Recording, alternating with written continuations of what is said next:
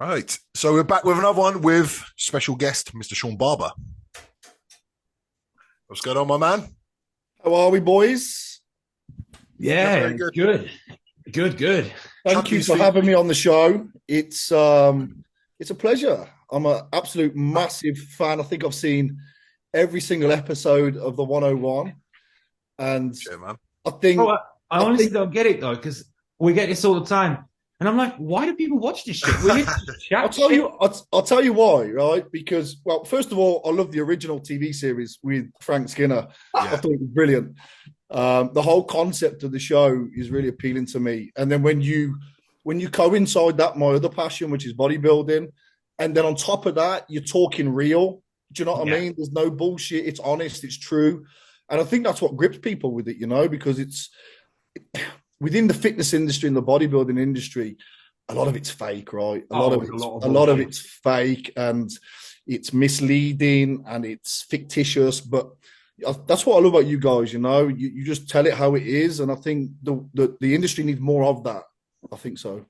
We enjoy it as well, which always helps. I think a lot of podcasts tend to do the same thing. And what I wanted when I thought of the idea, do you remember when I messaged you, chat? I was like, Room 101, like, let's go over the stuff that pisses us off because I feel Yeah. like a lot of people, a lot of time, I don't know about you, but my inbox, I bond with other bodybuilders on shit that annoys us. That's Yeah. how you bond. So Yeah, so in my head, I was like, it just makes sense to do it. It just does. yeah. It And I just does. think because we're of a certain era, a certain generation. I don't know how old you are, Chudley, but I know Ryan, you're 35. Day five. Bro, I'm Um, 25. well, you're I not quite in know. the same era then, but I think you've still got the same mindset as us. But I'm Yeah. 37 this year, and you ask any of my clients, they tell you how much of a moaning bastard I am about the Mm. industry right now, and they refer to me as Oh, the Victor even back then Meldrew. though, even if you look back 4, 5 years ago, back when I started out, everyone was doing the shit that we do now. The bro split and the high volume and all that shit. Where now it's the logbook and everyone's fucking writing shit in the little journal, and it's like, just cut the fucking bullshit. Oh mate, I know. Well, go on, finish what you're saying about your client. Sorry, Sean.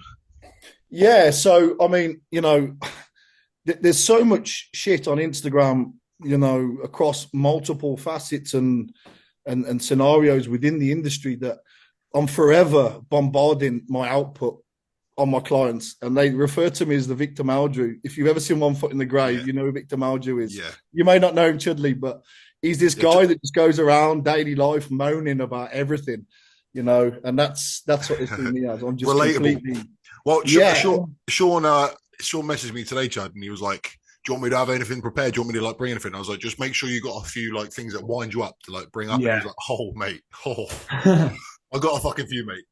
I've got a fucking Oh, list. As long right, as well, we let's go are then. Yes, Let's yes. go then. But yeah, man, far away, man. Why not? Let's fucking let's get into some Okay. things that you want to talk about, mate. Well, the first one actually is something that we touched upon actually early briefly in messages, and it's terminologies that people are inventing. It seems to be that they're inventing, and I think more so from a marketing point of view. I can give you some examples of this.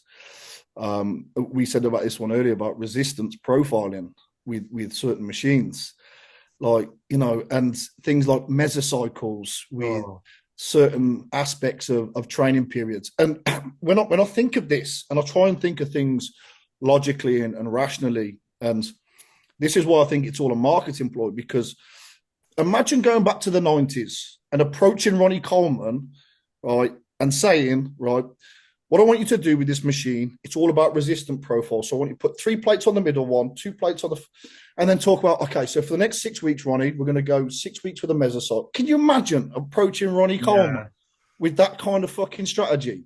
He'll laugh at you. 100%. Look, I mean, on the flip of that, it's good that we've got not all the science knowledge, but the science knowledge that we've advanced enough to have. It's good to have that. It's good to have all these machines that are all fancy and you can change the resistance profiles, but don't then go and ditch all the basics, which is what people do. I watched this guy and he goes, yeah, I don't think people should be using dumbbells. I don't think people should be using barbells. But until Start on machines, and then once you learn, then you can go on the barbells. And I'm like, how the fuck are you going to learn in the first place? That was Stephen Physique, wasn't it? That was, yeah. Is that today? That's today, yeah. He goes. Well, if you see on that post, I challenged him. Did you? I commented. If you put it up on your phone now, you'll see that I commented and challenged him. What is this bullshit about?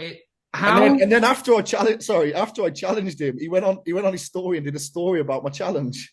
Nah. What did he say? But he was going on about fucking how dumbbell chest press or shoulder press is less superior to doing a machine. And I'm like, you got to think about your stabilizing muscles. He was saying for a newbie, right? For a newbie to go into the gym, they're better off using machines as opposed to doing dumbbells. Chudley, you actually said this today. What Sean's just said, you said it today on the group chat. Yeah, because I linked it on the group chat and I said exactly that. I said, how the fuck are you going to train your stabilizer muscles to begin with if you don't fucking go on the actual barbell or the dumbbell? Listen. We know why he's doing this shit though, because like if you look at the little thumbnail, it's dumbbells are shit movements. Yeah, that's the headline, right? He's doing it for shot. He wants you to click on it. It's clickbait, and it's going to fucking work. But I don't even think he fucking believes it. I don't think does he truly believe that dumbbells are shit? Does he truly have you ever seen him pick up a dumbbell or a barbell or anything like that? Never, bro. He's all on the machines. He's always on the machines. I don't even follow him. Yeah. I don't anymore. But he used to. He used to do all that shit. Did you stop following him as of today, Sean? Yeah, I have to. Did it get heated then, did it? I just like to kind of follow people like that because I just want to see like the retarded shit they post and we can just laugh at them in the group chat. The thing is, you put something up like that, you got to expect people to challenge you. You know, that's why that is social media. We live in a world of free speech, and if you put something out that's going to be contentious, you're going to have to accept someone's going to probably not agree with what you're saying. And he's talking about beginners. That's the odd thing. Yeah. For beginners. Okay, if you say that to one of us, fair enough, right? Risk of injury because we're that strong, right? But for a beginner, you need to fucking learn the basics. Yeah, like incorporate those stable. You're only going to get stronger if you train all of your muscles, including your stable. But would you though on the machine? Would you get that strong on the machine? A machine is just a fucking machine. I mean, you can get strong on a machine, but then it wouldn't necessarily translate well into other things. Do you see what I'm saying? You're good at that movement. But what about the fucking the gold standard of bullshit videos that was about maybe about a week ago from our favorite Cuba? Well, that's on my list as well. He must have copied him. He must have gone, Cuba said that. I'm going to copy him. So the comparison to the horse and carriage, is that the one you're talking about? Yeah, man. Yeah. For people watching who don't know what we're talking about, so Cuba, he said, machines are like an analogy. A machine is like a Ferrari, and free weights is like horse and carriage. And he said, which one are you going to fucking choose? And this, do you know what? He's a good bodybuilder. Don't get me wrong, he's not a good pro, but he's a good bodybuilder, you know, and he's respected, and he's saying bullshit like that. Stephen Physique's like not respected, right? But Cuba is. So what the fuck? Yeah. But then Jordan Peters, you know, he's the one that's come up with this resistant profiles. But bro, he's still pulling fucking 8 plates off the floor still. Yeah. Well, he's confused, mate. He'll go on about how you need to, like they say, resistance profiles and like fucking be precise with everything, but then he'll also like fucking manhandle 8 plates. Yeah. Like he does a bit of both, which is good, right? But he caveats that. He says, look, this is what you need to know, but equally make sure you get very fucking good at the basics.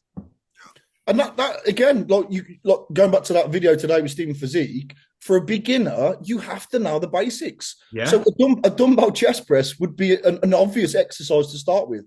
Yeah, 100%.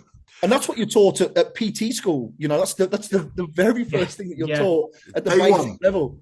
But I don't even think he's been to PT school because they teach you to learn the basics and start with free weights first, because you incorporate all these secondary muscles, the stabilizing musles. You know? Well, it's more of a skill to learn how to maneuver free weights, right?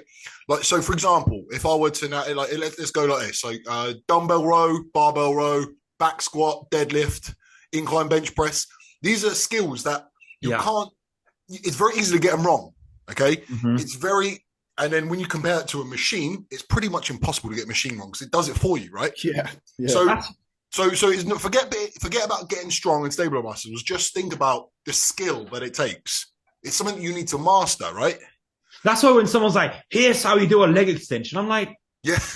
Yeah. I was literally just thinking the same thing. Sit in it, and it fucking does it for you. Oh, fucking, I hate those. Hey, guys, try this one out for your legs. And you're like, oh, shut the fuck up, mate. Yeah. Oh, mate.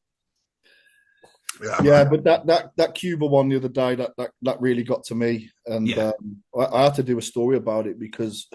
Yeah, so bottom line is they're both cunts, yeah. I almost feel like there's a bit of responsibility on my shoulders and jurisdiction to sort of, you know, not put people right, but at least try and...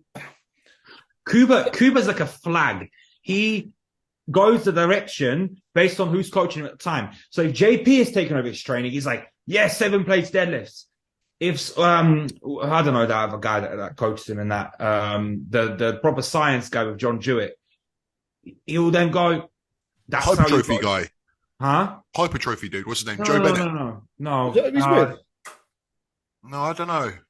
He does the podcast with John Jewett. Anyway, yeah. So, well, I think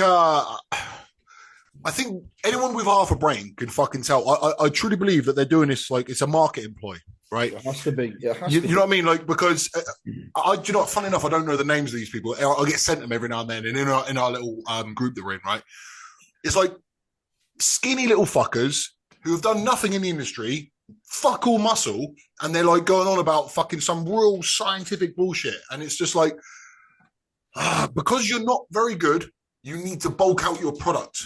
Yeah. You need to sound smart because you're not actually that fucking smart and you're not actually that fucking good. Do you know what I mean?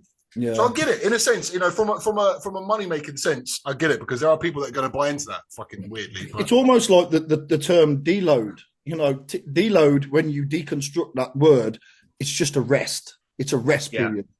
But that doesn't sound technical enough. Nah, it's not sexy, is it? You know, but that's all it is. When you break it all down and put it or strip it all back, it's just having a rest. That's all it is. It's funny because one of my clients, I said to him, like, he goes, "Oh, my heart rate's up and I feel fucked. My strength, my appetite's down, my sleep shit." I'm like, "Take 4 days off." He's like, I'm like, "That's your deload." "Oh, are we not gonna like half the volume?" I'm like, take 4 days off. Take 4 days off, come back in the gym.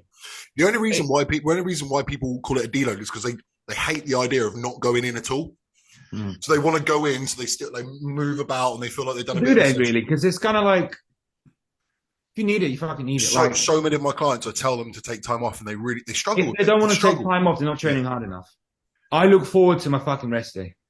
Well, that's the irony of the people that say the word deload are people that do not need deloads. Yeah. Isn't that the irony? What the fuck? On that note, how do you approach a deload? That was going to be my question to you, Chudley, because you just said then you gave someone 4 days off. Well, look, you've got a couple of options. You either go in at half volume, or you go and do, because the way JP says it is volume is what needs to come down. So you can technically still get away with doing your back off set, for example, just going and doing your back off sets, right? You can take total 4 days off, 3 or 4 days off, or you can decrease the weight on the bar, which he is totally against because, you know, that's kind of him going backwards. I've tried all of it. I've tried, you know, and I find if I'm that fucked, I take a couple of days off and I'm fine. That's the best way to work for me.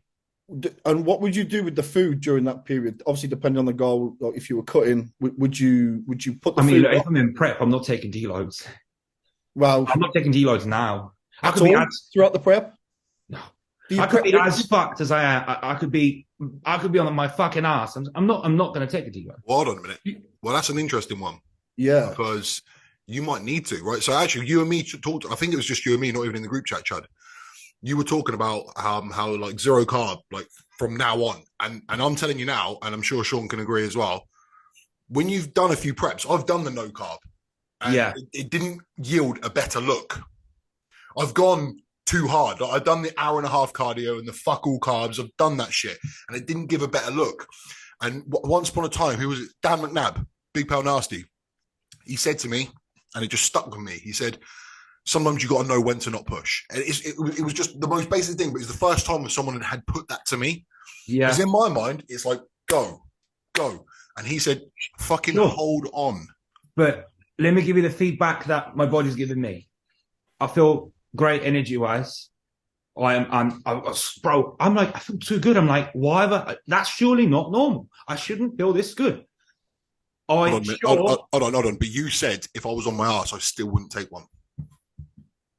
Well, would you? If you're 4 weeks out and someone says you've got to take 4 days off the gym. Well, maybe not 4 days. No, it doesn't have to be 4. But like, if I was fucked, but are you not meant to be fucked?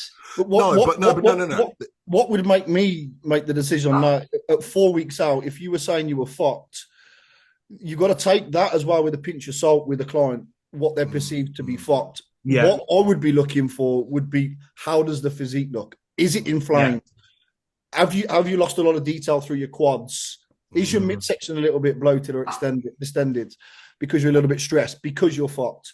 And then based on that, sleep, your energy and all that, then you think about, okay, well, maybe this kid needs a couple of days off.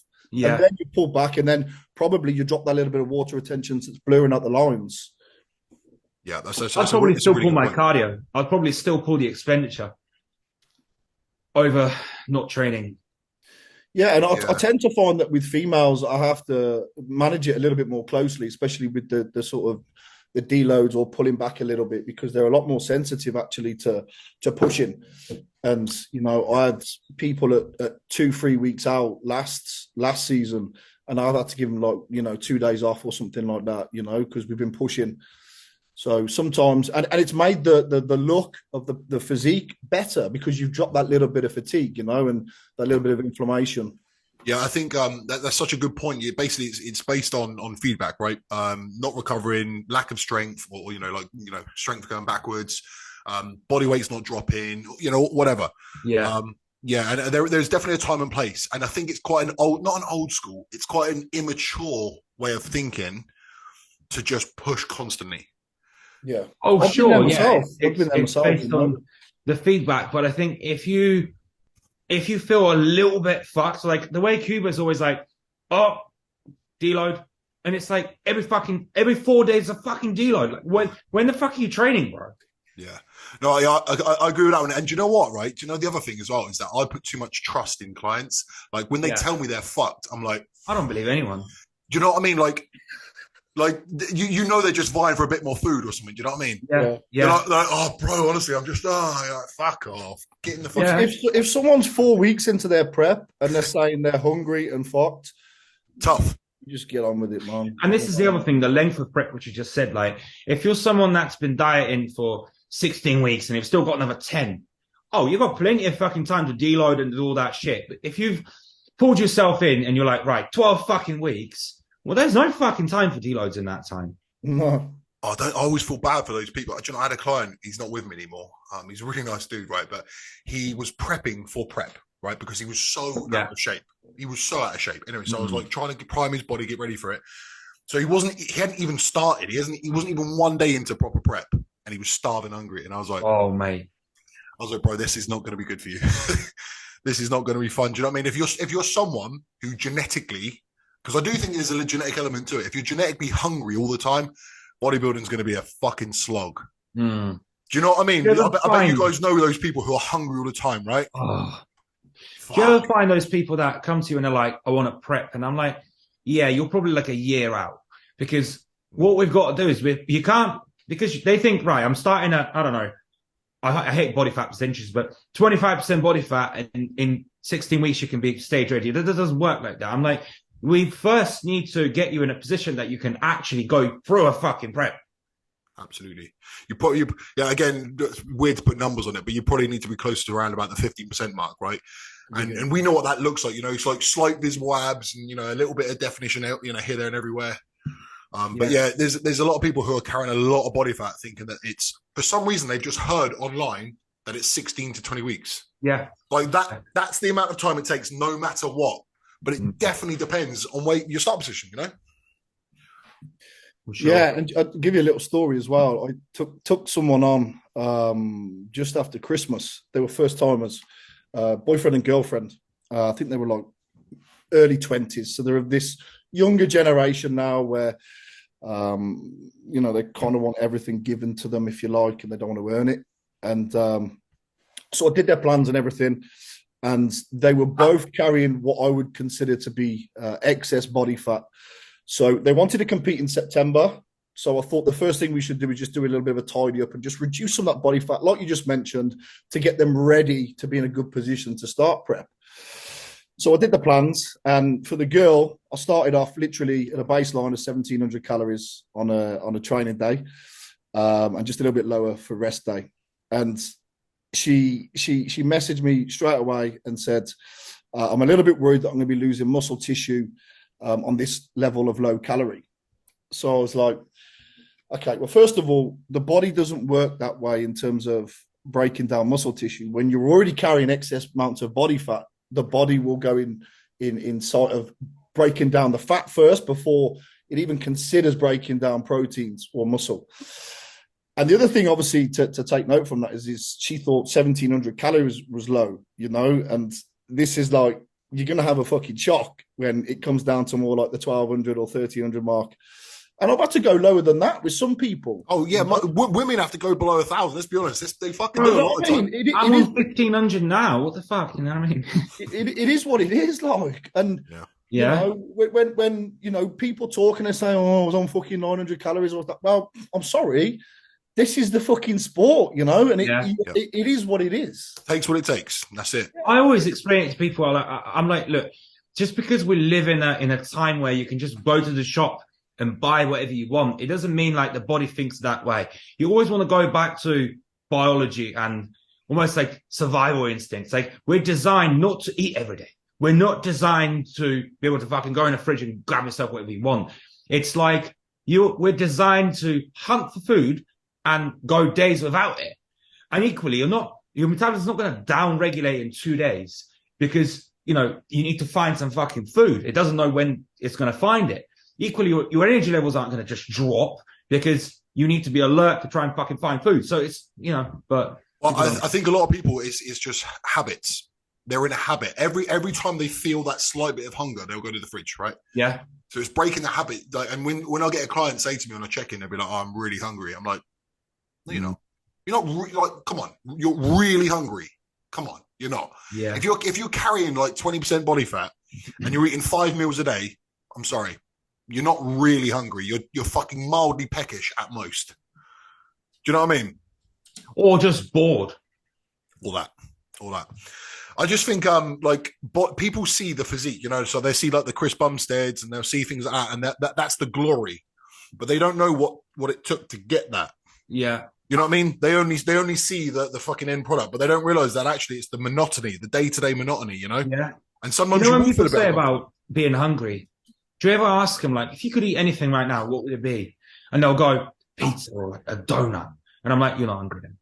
Because if you were, you would be like fucking oats or like anything. Yeah, you know what? That's a bit of a marker for me, right? When a client says to me, I'm just not really enjoying X, Y, Z, I'm like, well, you're not lean then.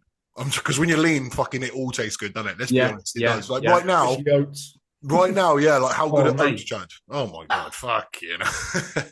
Well, I bet for you, Sean, oats are a bit shit, right? Yeah, I mean, you know, it's like in the off season, man. It's fucking when you're pushing like 100 and 180 grams of oats 2 times a day in 2 minutes. I wouldn't eat oats in the off season, no fucking way. I drink it, and the way I make it in prep or off season is different too, as well. Because in the off season, I won't put it in the microwave because it thickens it out, right? Oh yeah, puff it up. Mate, so even still, there's just so much fiber in it. Keeps you full for so long. I just don't use it in off season. It's great. It's great, man. I love it. For me as well, I know that's my marker that I'm lean. Eggs taste really good, and oats. When eggs and oats taste good, I know that I'm lean. When they start tasting shit, that's probably when I need to ease off the food. Yeah, you know what I'm saying? Because for me, I don't know. There's something about like, you know, the runny like a runny yolk in off season, man. Oh my god! But now, that shit is pornographic now. You know? Yeah, yeah. But yeah. Right. Any more? What you got on there, mate? Which one should we go for next? I guess this next one is because it's something that I experienced recently, and I spoke with you about this, Ryan, on Sunday actually, and about inconsistent judging and kind of how it's fucking inconsistent. Remember, actually, at the PCA, we asked you that. We asked you, Yeah. do you ever have a bias over someone that you know, or someone that's a mate of yours, or a client? And you're like, no. Even if there was someone that I had beef with outside of the sport, and I didn't you said that. You said that. And me and Ryan were both like, bullshit, because we're both like, that shows you we can't judge, because we're both gonna be like, fuck this guy. No. I'll tell you what. Sorry, Sean. I've shadow judged, and I was 100% like on it. Like honestly, I was. Right. Sorry, Sean. Carry on. It's just that you, even though if you detest someone, you still have to appreciate what they've gone through to get to that point. And you still respect that they've gone through the process, even though you want to smash their fucking chin in. You still appreciate it, and I'll always judge fairly because of that. But I had a client, and Ryan knows about this. I had a client compete in Singapore at the weekend, and I showed Ryan the pictures, and I'll let Ryan tell you the rest of the story. Yeah, so Sean's client came third, clearly more muscular, clearly better shaped, and clearly better condition. The person who, and it wasn't, bearing in mind it's bodybuilding, not physique, yeah. So it matters that you're bigger, right? Yeah, and the guy who won was pretty small. Just flat. I don't know. Do you know what? Like, I feel like, you can't judge everything just based on photos, but based on the photos I saw. Say that, yeah. No, for sure, man. And I'll tell you this: like, we compared every single fucking pose. I had about 100 pictures, and I put them all together. And even the guy that came second said, "I don't know how the fuck you came third and I came second." That's what they told my guy. So it's like, it's kind of like. It's kind of demoralizing, not for, well, it is for me, but for my client who's busted a fucking gut, and it's not like apples and oranges, who's just that little bit better. It was so obvious, and when it is that obvious, it makes it even more of a bitter pill to swallow, to take, because you're like, well, what else do I need to fucking do? I've come in hard, full, dry, shrink wrapped. Like, what more do you want? I tell you what, though, the day that you sign up to be a bodybuilder is the day that you accept there is opinions. Oh, for sure, man. Do you know what I mean? And I hate. My dad said to me once, he was like, "Why the fuck are you putting yourself through that to just have some bloke tell you yes or no?" Like goes, it's not about that though, is it? No, you do it because you love it, right? But I've been on the receiving end of some poor judging, in my opinion. Don't get me wrong, I've been beaten, hands down. I've been beaten, but there has been a couple of times where I'm like, "What the fuck?" And it hurts because you put so much into your prep. You put so much into your prep. Right? Do you remember when I got my pro card? Whey protein. So yeah, your pro card, yeah. Do you remember the few weeks before I competed at the FitX British Finals? Oh, and I saw you there, yeah. And then I came fourth. Do you remember? And then you came up to me after, and you said, "What the fuck, was all that about?" You were. I don't remember off the top of my head, but you were easily first or second. Like for me, I don't think I was first, but I was, because the black guy, I can't remember his name now. He came first. Triple Styles, something like that. Yeah, you're better than him. He was conditioned, but it was so bizarre because the whole audience gasped when they said fourth. For me, it was kind of surreal. And I'm like you, mate. I'm humble and wise enough to know that if I get beat by a better physique, I'll put my hands up. I'll go back and I'll do the work and I'll become better. But when it feels like it's not the right decision, and you know deep down it's not the right decision, it's kind of hard to take, right? You find that quite a lot with FitX, though. Yeah. Yeah, FitX is a lot of people have that opinion about it, don't they? For sure. FixX. I call it FixX. What? Do you know what? Like, it is frustrating because, like, losing, like, for example, the show that I've got coming up, right? I know I'm against some guys that are ridiculous, and actually, I think they're better than me. So if I lose, I almost feel like, yeah, it's okay. But Yeah. you know, I did a two bro show and I lost to, you know, that Kalesh trainer. Yes. He won the Fit X overall. He won the British finals overall. Okay. And he's super muscular, but he is soft, mate. He was warming up. Amy, do you remember when Kalesh trainer was warming up backstage? Yeah. And he was literally wobbling. And we had people walk past and literally go, "You've got it, mate." Tom Hames went like not even close. And I was like, oh, cheers, mate. And I was watching him warm up and his lower back was wobbling. And I was like, easy. And I fucking lost. Why do you think that was? Make no mistake, mate. If not, he's never going to watch it, but he's actually a really nice dude and he's fucking incredibly muscular. Like he is proper muscular. If he came in condition, he's a pro. 100%. But he just comes in soft. That's fine to say. If you're just critiquing someone, someone's condition. Muscularity wise, he beats almost anyone in the UK, but he just doesn't come in tight enough. So how did he beat you that day? They obviously went for someone who's more muscular. I will say this. I was probably at one of my worst then. I got diagnosed with spondylosis and I downsized quite a lot in the off season, 2020. So then I came back. That wasn't a good year for you. Oh, it was terrible. I think most of us were like, we're thinking, yeah, that's probably it for Ryan now. Mate, it's true. So I started prep at 120 kilos. Bearing in mind my stage weight was 114. There just wasn't enough. There just wasn't enough of me. So I was quite stringy. So anyway, so I wasn't looking my best, but yeah, like he was, like I said, he was wobbling, and in my mind I thought, easy, I got this. And then I fucking lost, and I tell you what, I spat my dummy out proper. And I started considering, do I even want to bodybuild anymore? I started thinking all this shit, like, but the guys that I'm going against soon, Josh Law, fucking Reese McDonald, Jim Giorgio. Is he doing it too? If I lose to them, Jim doing it too? Yeah, well, I think so. Jordan Gomez is doing it, isn't he? Yes. That's one of Martin's, isn't it? Yeah, well, Jim Giorgio and Jordan Gomez are both are. Oh, okay. But yeah, losing to people of such high standard is fine. Like, oh mate, of course. Yeah, you got no problem with that, right? You got no issues with that because you kind of realize then I need to get a little bit better. I need to improve a little bit more to compete with these guys.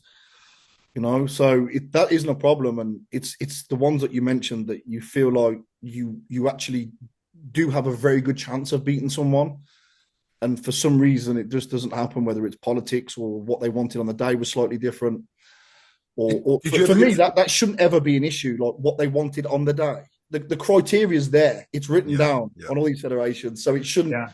It shouldn't be how they're feeling on the day. Do you know what I mean? It's Did you ever get feedback on Fit? Did you ever get feedback on that show? Yeah. Do you want to know what the feedback was? Go on. I need more balance, more symmetry, more muscle, more condition. And I've got it written down. That's quite a fucking... that's a full house. What I need to do is go back and start lifting again. Yeah, that's a full house of fucking critique, isn't it? Jesus Christ. Yeah. But mate, you find that even with the PCA, they'll send everyone exactly the same feedback. Oh. It's like, bring your chest up. And you're like, bro, my fucking chest is my best body part. What are you talking about? Do you know what? They sucked me in, right? After, I think you were judging. I won the overall at the Southwest, Sean. Yes. And I got feedback from that, and they said an outstanding level of muscle, right? I got that feedback, and it really made my day. I was like, oh, wow, that's cool. And Amy got the same. Yeah. Really? So not Amy, and I'm not going to mention his name, but this other dude that I know, who is definitely not outstandingly muscular, got it as well. And I was like, oh, for fuck's sake. Didn't they say you got to bring your shoulders up? And you're like, what? No, one of them was like, yeah, I don't know what it was. Yeah, one of them didn't make sense. I was like, yeah, I remember that. Yeah, like, yeah, your shoulders, your delts are too small. I was like, oh, come on. Yeah. My chest is shit, my delts are okay. But, Are you competing this year, Sean? Yes, my last one. Last show, yeah. I'm definitely retiring this year, man. Can you say when it is? Yeah, for sure. Like, it's no secret. Doing the PCA Worlds in Spain in November.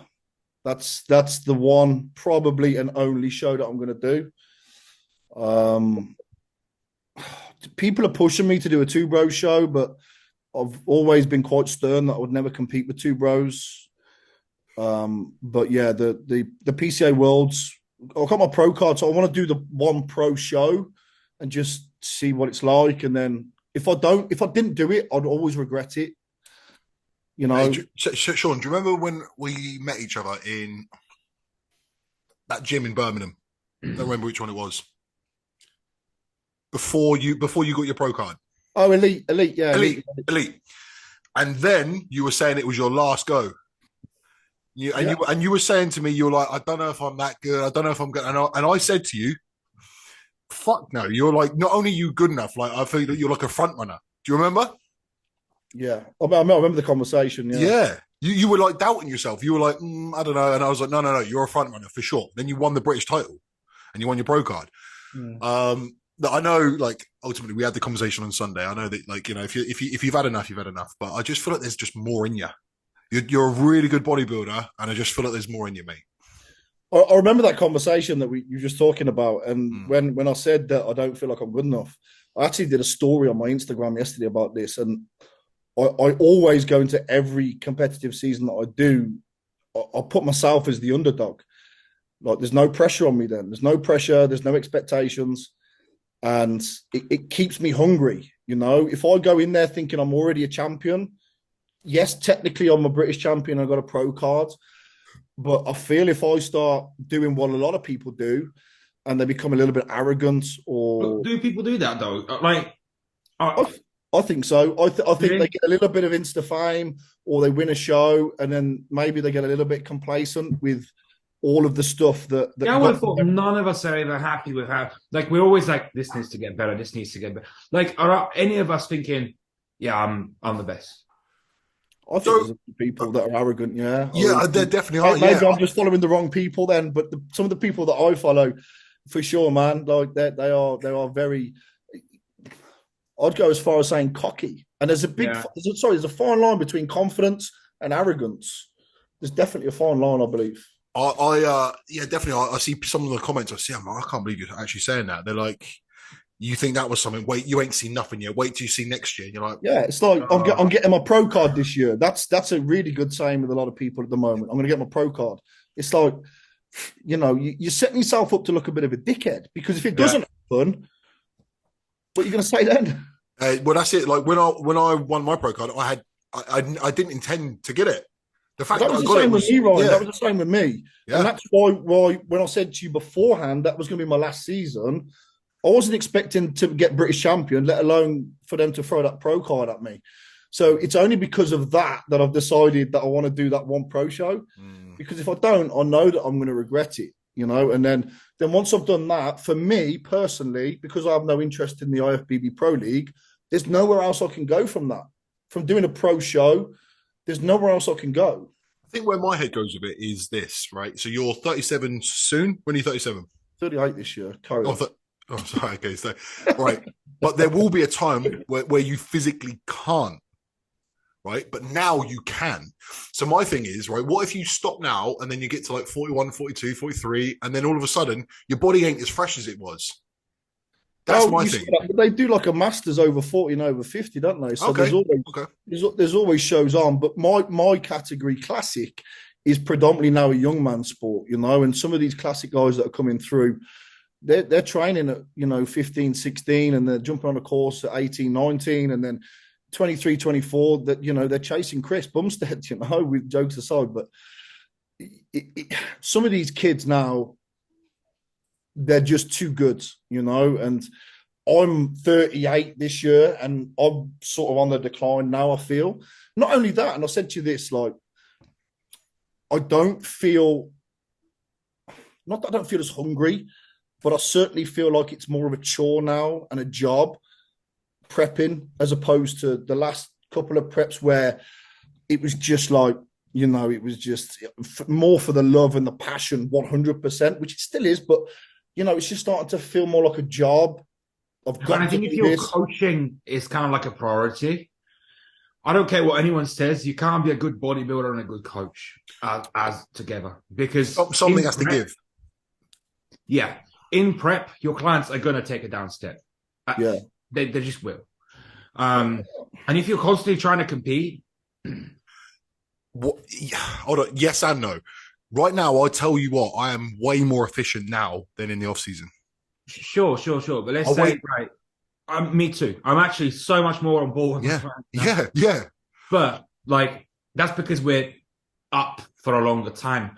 But it gets to a point that your head's just fucked.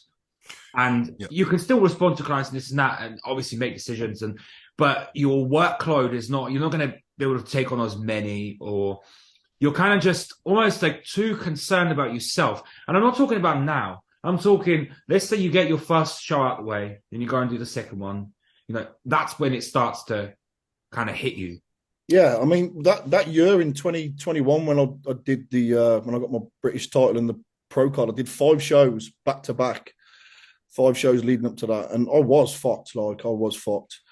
What was interesting about those peaks though, back to back, is I got better with each peak, which was very, sort of counterintuitive, because typically you'd think that you get more tired and more fatigued the more shows that you do back to back, but I simply just got better with my Some people get better, don't they? Hey, Sean, I want you to elaborate on that, but there's one bit I want to say before, right? This is something that I made a note of, and it's really fucking me off. And maybe it might make people pissed off or whatever, but yeah, whatever. I'm so sick and tired of people thinking that prep is so hard. Like it's like they literally act as if they got a fucking like in the trenches. Yeah. Is it that hard? Like you have to eat a bit less food and do some cardio. You were already going to the gym, right? You were already going to the gym. So you're doing a bit more cardio, eating a bit less food, and you got to sustain that for, I don't know, man. To me, it is so, people go so over the top by it, and it fucks me off. And like, especially if you're 12 weeks out and you're like, oh, it's so hard. Yeah. If you're 1 week out, sure, fine. Yeah, okay, mate. Make no mistake, it gets hard right at the end, sure. But sorry, I had a guy join me, and he was like, it was the hardest thing I've ever done. And goes, and I've done ultra marathons. And I was like, really? He goes, yeah, prep was harder than an ultra marathon. And I couldn't wrap my head around it. Because it's more mental, isn't it? It's a lot more mental. I don't know. I think distance sports is incredibly mental. Like because your body will do it, but your mind gives up, right? Yeah. I don't know. A lot of it is about mindset. Like I said, like I'm in the best condition I've been in, and I'm always like, it doesn't even feel like I'm prepping. Like it doesn't even feel like I'm dieting. Yeah, man. I don't know. This year you've turned a corner, mate. It's fucking great to see. Honestly, it's a mental thing. But this was that. Sorry to interrupt. This was actually one of my next points. Was it ties in nicely with what you just brought up there, Ryan? Was about snowflake mentality, and the people that you're probably referring to there, the ones that are moaning about it, are of this new generation, this younger breed, I believe, because I've never seen an experienced bodybuilder that's had longevity in the sport moan about how difficult it is or how hard it is. Or there's very few that do, that are of a certain age, like our age, let's say. It always seems to be these younger kids coming through that, and I'm probably going to piss someone off by saying this, but it is, because it's either the dieting aspect of it, it's then the reverse. I don't like how I look, rah, and all this. And I kind of understand it. It's a difficult transition. Your body's going from one extreme to then another. But, there's worse things that's going on in the world. Yeah. Amen to that. I think you've got to try and get some fucking perspective. You're Amen. living in a warm house. You've got a gym that's air conditioned with music and a fucking roof. You're eating 5-6 meals a day, right? Yeah, there may not be fucking shitloads of calories there when you're dieting, but you're still eating wholesome, nutritious food, right? And the best of all this, it's your fucking choice. Yeah. Hey, Sean. The thing is, you see that fucking mic drop, mate. That is perfect. That is exactly what I think. Exactly. You see that in pretty much most aspects of life. People will always kind of like moan and bitch and complain about shit that you're like, it's just get it done. Yes. Not just bodybuilding, but across everything. Yeah. Think about anything that you can do. If you approach it with this negative mindset, it's really hard. Yeah. Things become hard if you let them. You know what I mean? Yeah. But bearing in mind, you should be bodybuilding because you love body. Like you don't bodybuild by accident. You chose bodybuilding, yeah. I think that's a good point as well, Ron. I think a lot of these newbies now, they don't do it because they love it. Yeah. They do it because their best friend's doing it, and they like probably a lot of the attention that they get from social media. That to them is probably the leading governing factor as to why they're doing it. Because when you break it down and strip it back again, the people that are moaning, why are you doing it then? Yeah. Like, why are you putting yourself? Why are you putting yourself through it? You don't even get that much attention from bodybuilding, I wouldn't say, because it's kind of still very like niche and very. It's not. If you want attention, bodybuilding would be the last thing I'd be doing. That's a good point. You know, for example, your TikTok gets way more attention, right? Mate, fucking 10 times fucking more. And nothing to do with bodybuilding. No, nothing to do with bodybuilding. I need to follow that. I need to see what you're going on there. Mate, I literally just speak about my tattoos and that's about it. And people go mental about it. Really? Yeah, because you trigger them. Not even that. It's like the last couple of videos that I've got that have had like a million views each. They're like about pain level of different tattoos. This tattoo had this much, this tattoo had, and they just get the fucking views. But yeah, that's it. I mean, bodybuilding seems like a strange choice if you want to be popular, for sure. Yeah. Oh, for sure. But Sean, what you just said, mate, is true. Like, if you don't actually love bodybuilding, it's going to suck. It's going to fucking suck. Expensive. Bodybuilding's mega expensive. Even if you're not talking about the drug, you're talking about, you're talking about food and the fact that it takes time away from something that could be earning you money, and doing it doesn't actually earn you any money. And 99.9% of people don't like how it looks. Do you know what I mean? Like all of your I guarantee now your family are like, oh, right? When your mum sees it, she's like, oh, you know what I mean? Like, yeah. Like my mum hates. She'd love it if I stopped bodybuilding tomorrow. She would love it. You know? Yeah. Like, so if you want attention, it's probably the wrong way to go. But yeah. But I don't know, man. No one's got a gun to your head. Like, stop fucking moaning. There's so many. I know this girl from this gym that I train at, and she's like in her mid-20s. So she's from this era, and I don't want to say too much because she might find out who I'm referring to her. But she constantly whinges and moans. Like, she doesn't train hard. Like, she literally. I remember one time she loaded up the leg press. She was walking up and down, pacing up, passing out, and then she didn't even do the fucking set. She unloaded it and went on to another exercise. But it's just like, she likes to be a part of the community. Yeah. She feels like she's involved with something. She's connected with all these people, and they kind of like and give her. But it's like, That's why they all split into camps, like low volume and then this and that, and yeah. This I'll get triggered by this, and I probably shouldn't. Like, I should probably just let it go, but whatever. I see, like, in fact, Louis, like your coach, Louis will repost because he's got a lot of women. In fact, some of your clients do this as well. You've got like girls, and they're always posting. Like, if you give them like an off plan or something, they like brag about it, don't they? They're like, oh my god, and you're like, fucking shut up. Like, if you hate dieting that much, stop doing it then. Like, fuck off. Like, you give them a cookie or something, don't they? And then they'll post it going, thanks, Dave. And you're like, oh. Yeah. I don't know why it triggers me, but it fucking triggers me. Like, I think it's more like, it makes you look like a nice coach, though, Ryan. If you're giving cookies to your clients, you'll probably get more clients off the back of it. So yeah, that's true.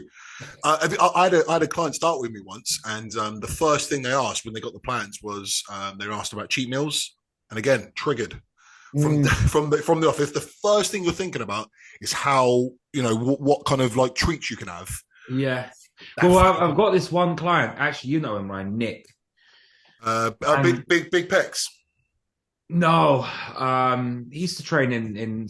I know you're about. Yeah, and because he's got such an active job, I give him McDonald's twice a week, and he's still fucking struggling to gain weight because he does like 1 million steps, and he reposts that, and people will see that and be like, well, how come I'm not getting that? Or they'll say, oh, if I sign up with you, will I be getting that too?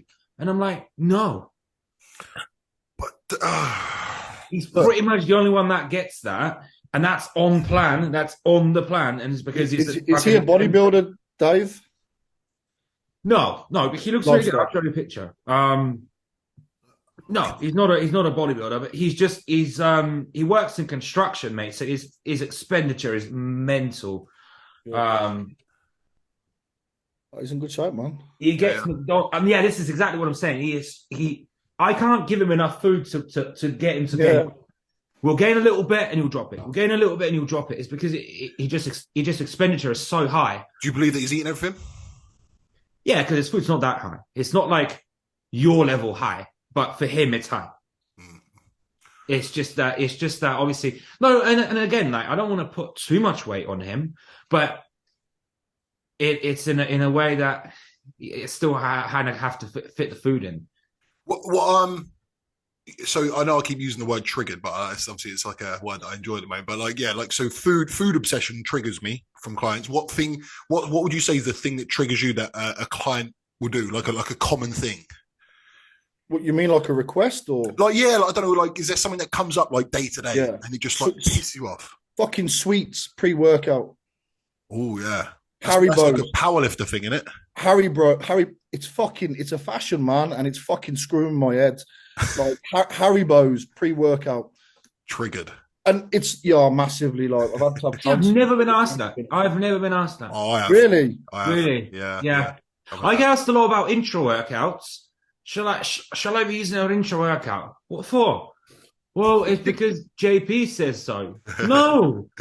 You know, again, though, like if you're a bodybuilding coach, right, you try and think about things rationally and what's best for the client and for them to progress and get results. And when you think about 100 grams of Haribo's is about 350 calories, you know, you think about what you could spend those 350 calories on that are going to be far beneficial to their progress, you know. And nutritionally, Haribo's a horse shit. Yeah. You know?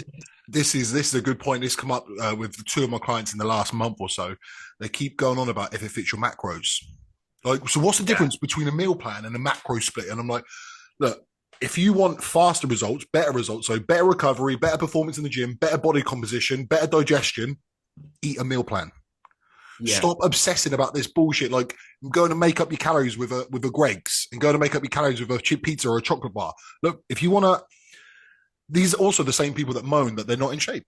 Yeah, I'm sorry, but your body composition will look so much better by using whole foods. Yeah, for the prep that I did when in 2021, I was obviously with Patrick Chua then, and I was with him for about 18 months. You know who Patrick Chua is, right? He does not do cheat meals, does he? Does he? Fuck, man! I went 38 weeks without anything off plan, and you were nice. At 3 weeks out, he gave me 30 pieces of nigari sushi and a small dessert. That's what I had at 3 weeks out. But do you know what? The thing is, some people diet like that better. Like for me, it doesn't bother me. Like, I would have gone the whole prep without nothing because I know the end goal is far important for me. You know, if Louis said to me now, go and have a Five Guys, that would fuck me mentally. I would be like, I'd rather not. I would rather not, and I'd probably refuse because for me that is actually something that can drive me backwards. I think for me. What's your guys' opinion on a cheat meal in the sense of boosting your metabolism, or what's your concept reading behind a cheat meal for yourself or dishing one out? A client actually asked me that yesterday, and he goes, "What do you?" Because I said about my refeed, and he goes, "What do you think happens? Like, does it like when you get a meal, does it spike your metabolism?" And I'm like, I don't think so. I think if you're, let's say we're on 1,500 calories, right? You're still burning fat in that time. It's not like your metabolism stalls and then you have like a burger and you go, and it spikes like 200 times. I said, you just build inflammation. You build inflammation. So when you have those carbohydrates, he just drops. You just drop the inflammation. A cheat meal, that's how I see it. It's not like, you know, if you're eating like, you know, in a very harsh deficit, you don't have a cheat meal. It's not like you're not going to drop fat. Listen, like I think cheat meals are way more for mental respite, like psychology. Because let's be honest, let's use you as the example, Dave. You're on 1,500 calories right now. Probably your body is building up fatigue. Probably, right? Would your body benefit from a Five Guys? Like an influx of Five Guys, or would it benefit from single ingredient proper nutrition? So let's say instead of a Five Guys, go in with like 3 extra carb meals, so potatoes, rice, which is going to be more beneficial? Yeah, the potatoes. I maybe you don't agree, but I think it's pretty obvious that foods that are going to digest better are going to be better for you. And What do you think? What do you think, shit in your Sean? body anyway, like shit calories. What do you think a of lot that, of these Sean? burgers and that it comes like fats and what you're trying to get out of the refeed. You're trying to get the carbohydrate, not so much the fat, right? I remember seeing a podcast that Patrick Chua was on with Fuad, and Fuad asked Patrick that same very question. You know, what's your opinion on cheat meals for or as opposed to a clean refeed? And he said, like what you just said, Ryan, that a cheat meal is simply a mental refresher from an extensive period of time of dieting. You know, it's just a time to kick back, whether it's with a family member or loved one, just so you can switch off just for that evening. It offers no nutritional benefit to your goal whatsoever. You know, if that was the case, you just eat fucking pizzas for 20 weeks in your prep. Yeah. Do you not think that, yes, maybe at the time it's nice, it tastes good, but then within about 15 minutes, you're finished with it. Sure, and then you man. actually feel worse. And then you're on the Rips my toilet. stomach apart. If I have a pizza now, like it rips my stomach. I was going to say, and then 1 hour later, I'm in the toilet. Mate, that aside, mentally, tomorrow you're constantly chasing that cheat meal. You're like, next time I get a cheat meal. Yeah. It sets you off, doesn't it? It sets you off. Yeah. Okay. I know I can't do that. So on that note then, right? So that's an interesting one. It doesn't offer you anything like nutritionally. It's like up here, right? So why, do you remember this trend? And I don't know if it's still about, but I certainly used to see it a couple of years ago. If you want to bring up your legs, every time you train legs, you have burger and chips after. Why? And then it went the other way. Have it before you train legs to give you some energy. Hold on a minute. So basically the thing you just said, Sean, if burger and chips was the way to grow muscle, yeah, like based on that theory, why don't we have it every day then? Exactly. It's a load of shit. Why the fuck that was a thing? Oh, I have my cheat meals around my leg day. Like, really? It's just a mental refresher, man. Like if you're dieting, some people need it, some people don't. I personally, I could go the whole prep without having anything because for me, that end goal is far superior than any cheat meal or any distraction. You know, because I know 100%. What is going to offer me or aid me to get closer to that goal, and a cheat meal is just going to take me further away. And equally, I'd rather be like, right, you need to have 400 grams of carbs. If you say to me, go and have a burger and chips, I don't know what's in it. Yeah. I don't know how many fucking calories. It's so fucking hard to track it. Martin gave me burger and chips about 3 weeks ago, and I actually said to him, do you mind if I don't? And he was like, no. He goes, I want a big influx of calories from somewhere. And I was like, oh, can we do something else? And he was like, all right, cool. So this is the thing. You can easily get at Five Guys, you can get 2 burgers and chips, probably easily eat that 5,000 calories. Whereas to eat 5,000 calories of clean food, that's like a full day of fucking eating. That's a lot of volume. Imagine how much fucking cream of rice that is. That's true. Yeah. So it'll bloat you out, wouldn't it? That's true. Actually, I wanted to touch on something. You actually brought it up when you said you were with Chua for 18 months. Yeah. What was it that I heard from you at the PCA show? You went with who after that? Oh, fucking Matt. What's his fucking name now? Jansen. Matt Jansen, yeah, from the US. So tell us about that, mate. Matt Jansen, yeah, good old Matt. How did that go? So I don't know where to start with that guy, to be honest. He's 2,000 pounds for 16 weeks coaching. It's one lump sum payment up front. It took him 15 days for him to create my plans and send them over. So over 2 weeks for me to receive my initial plan. And then I sent him my first check-in after a week on the plan, which he replied to. And then I went to send him my second check-in. I sent it him and he didn't reply. 3 days went past. He still hadn't replied. I think 4 days went past. I messaged him again and said, look, did you get my check-in, my second check-in? You know, can you give me a bit of feedback? And then an automated message come through and said, check-ins in the off season every 2 weeks. So the £2,000 that I paid for actually wasn't for 16 check-ins. It was for 8 check-ins because the check-ins were every other week. So I was paying $2,000, which on his website says 16 weeks worth of coaching. But in essence, because he was doing check-ins every 2 weeks, I was only getting eight replies from him because it was. So each check-in was like what, 220 quid? Something like that, yeah. Anyway, I did it through PayPal, so I disputed through PayPal to get my money back because he wouldn't initially, so I disputed it through PayPal, and he tried to contest and deny it through PayPal, but then PayPal actually got on my side and they looked on his website and said, look, it's misleading. You need to change the text on your website because it's not 16 weeks of coaching, it's 8 weeks of coaching in essence. But then I think you should know better. Like, not in the way that a lot of these coaches, we know that about these coaches. They're very much like that. They take care of their pros. Like, he'll take care of Nick and Sean and all these guys, and then fucks the rest of them off because, yeah, I would never sign up. I will say this, but bear in mind he was with Patrick Chua before, who has pros. So do you know what I mean? Like in Sean's mind, I'm guessing you thought, well, maybe it's because I've watched certain podcasts of people actually talking about Matt in that way. Do you know what? Chud? Like after that happened to me, like I started seeing more and more on YouTube about others. There's a lot, mate. There's so much. Yeah, for sure. But, and look, he's a great coach. He is a great coach, but he doesn't care to coach people like us. Which, like Ryan just said, like because I had such a good experience with Patrick before, and he was giving me weekly check-ins, and not only weekly check-ins, he would give me 4 or 5 minute voice note replies in my check-ins. And anytime I'd ask him a question about anything, whether it was drugs, whether it was food, why are we doing this? What's the idea behind it?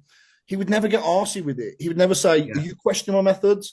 Like, he knew I wanted to learn. So he would then do me a voice note so I would understand, and that was always the thing with Patrick, is I wanted to invest, so I could rinse his brain and knowledge of everything that he's sort of attained over his career. Do you feel that helped your own knowledge then, yeah? Oh, for sure, man. I'm just going back further. I was with Cuba, my first coach. Like, I was with Ryan, like. I was with Cuba for about 8 weeks, I think. And again, like, it was more like the experience that I had with Matt that I had with Cuba. To be honest, he was just we didn't gel for a lot of reasons at all. Cuba's, do you know what? I've heard some mixed reviews. Some people say he's really on the ball, and then other people say he doesn't give a fuck. And I think that comes down to he picks and chooses who he wants to give his attention to. So it seems like a lot of his ultra flex, those little fucking guys that follow him everywhere, he gives them the attention, but people that he doesn't really want to give that much attention, he just kind of like traps them to the side. He's got way too many clients. For sure. I told Ryan the story that he asked me to go up to his gym so he could see me in person. Yeah. He asked me to drive up there. Like, for me, it's like a 2-hour drive. So yeah, he gave me the day and the time. So I went up there and got there like half an hour early. An hour and a half had passed. He still wasn't there. Still hadn't turned up. So I messaged him and said, look, are you coming? Because like, I need to get off, man. And he said, yeah, I'm on my way. I'll be 10 minutes. And then literally like 15 minutes later, he said, I'm stuck in traffic in Watford. Bearing in mind, he's in Rotherham. And it's just like, well, why the fuck have you asked me to come up if you're in Watford? So it turned out he had a client competing in Watford at Two Bro Show. So, well, why have you asked me to come on, Yeah. And not even an apology, not even a sorry or anything like that. So I just thought, okay. Yeah, he does do that. My mate Rich, he went up there to be trained by him or to see him or whatever. And he said, like, he goes, we start getting on with the workout. Half the shit that he says on social media he doesn't fucking do it himself. He just fucking does whatever the fuck he wants. I can believe that. Like you say, it's just clickbait, isn't it? Most of the stuff he does is just clickbait, man. Yeah. I never understand it. Like, if I don't know about you, but I can almost guarantee when I've got a client who I know is good, I'll go above and beyond for him.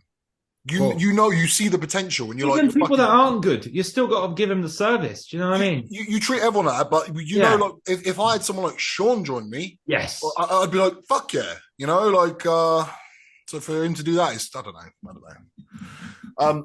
You actually, I want to change the direction of this a little bit. Just a little bit. I want to get a little bit silly for a second, right? You said about disputing PayPal, right?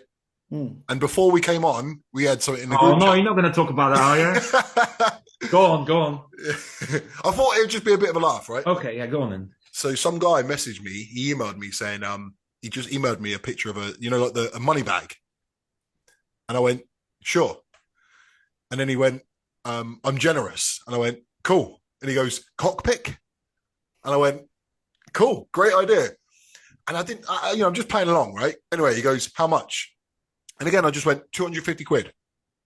And he went, all right, cool, what's your PayPal? I was like, all right. So I give him my PayPal. 30 seconds later, 250 quid's in my PayPal. Mate, what the fuck? So, and then I told the boys, and they're like, oh, make sure it's friends and family so you can't dispute it and whatnot. Blah, blah, blah. So anyway, my point was, if someone offered you, how much would it take for you to send a dick pic? How much? Me personally, tenner. Yeah, I was about to say that. Tenner? Yeah. That's what you said, wasn't it, Chad? Your cock's available for a tenner. Oh, Right? I'll fucking do it for free. You can look me up you can fucking find it on here. My missus was saying that, she's like, oh, you dicks on Google. I was like, fuck. I don't give a fuck.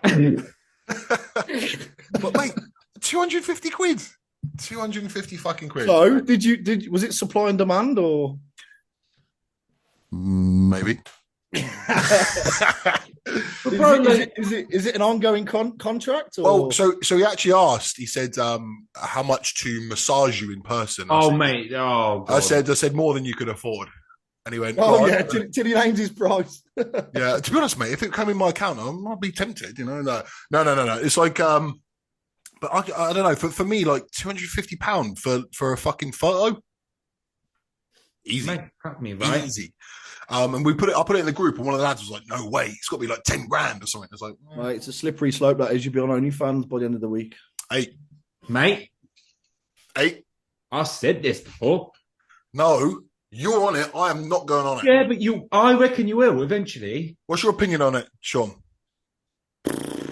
It's mixed, and I'll tell you for why. I know mothers that are on it, and for me, I just feel for the kids, because if they're at school in the playground and said, "Look, I've seen your mum's fucking flange out on TV," it's like, and it's always on there then forever, Well, on that note, Chad, I think because so many fucking people. Sorry, go on, finish. Yeah, you've got a kid.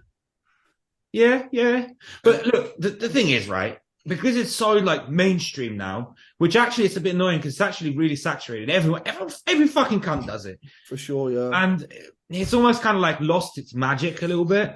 Magic. You know what? I'm actually fucking bored of doing it, because I'm kind of like, I can't be fucking bothered every fucking day taking pictures of my dick. And it's like, when you first start, it's actually quite exciting, because it's like a thrill. You post like a picture, and now I'm like a couple of months into it, and I'm like, oh, I can't be fucking bothered. I haven't posted in like a week, especially in prep. I've got no fucking sex drive.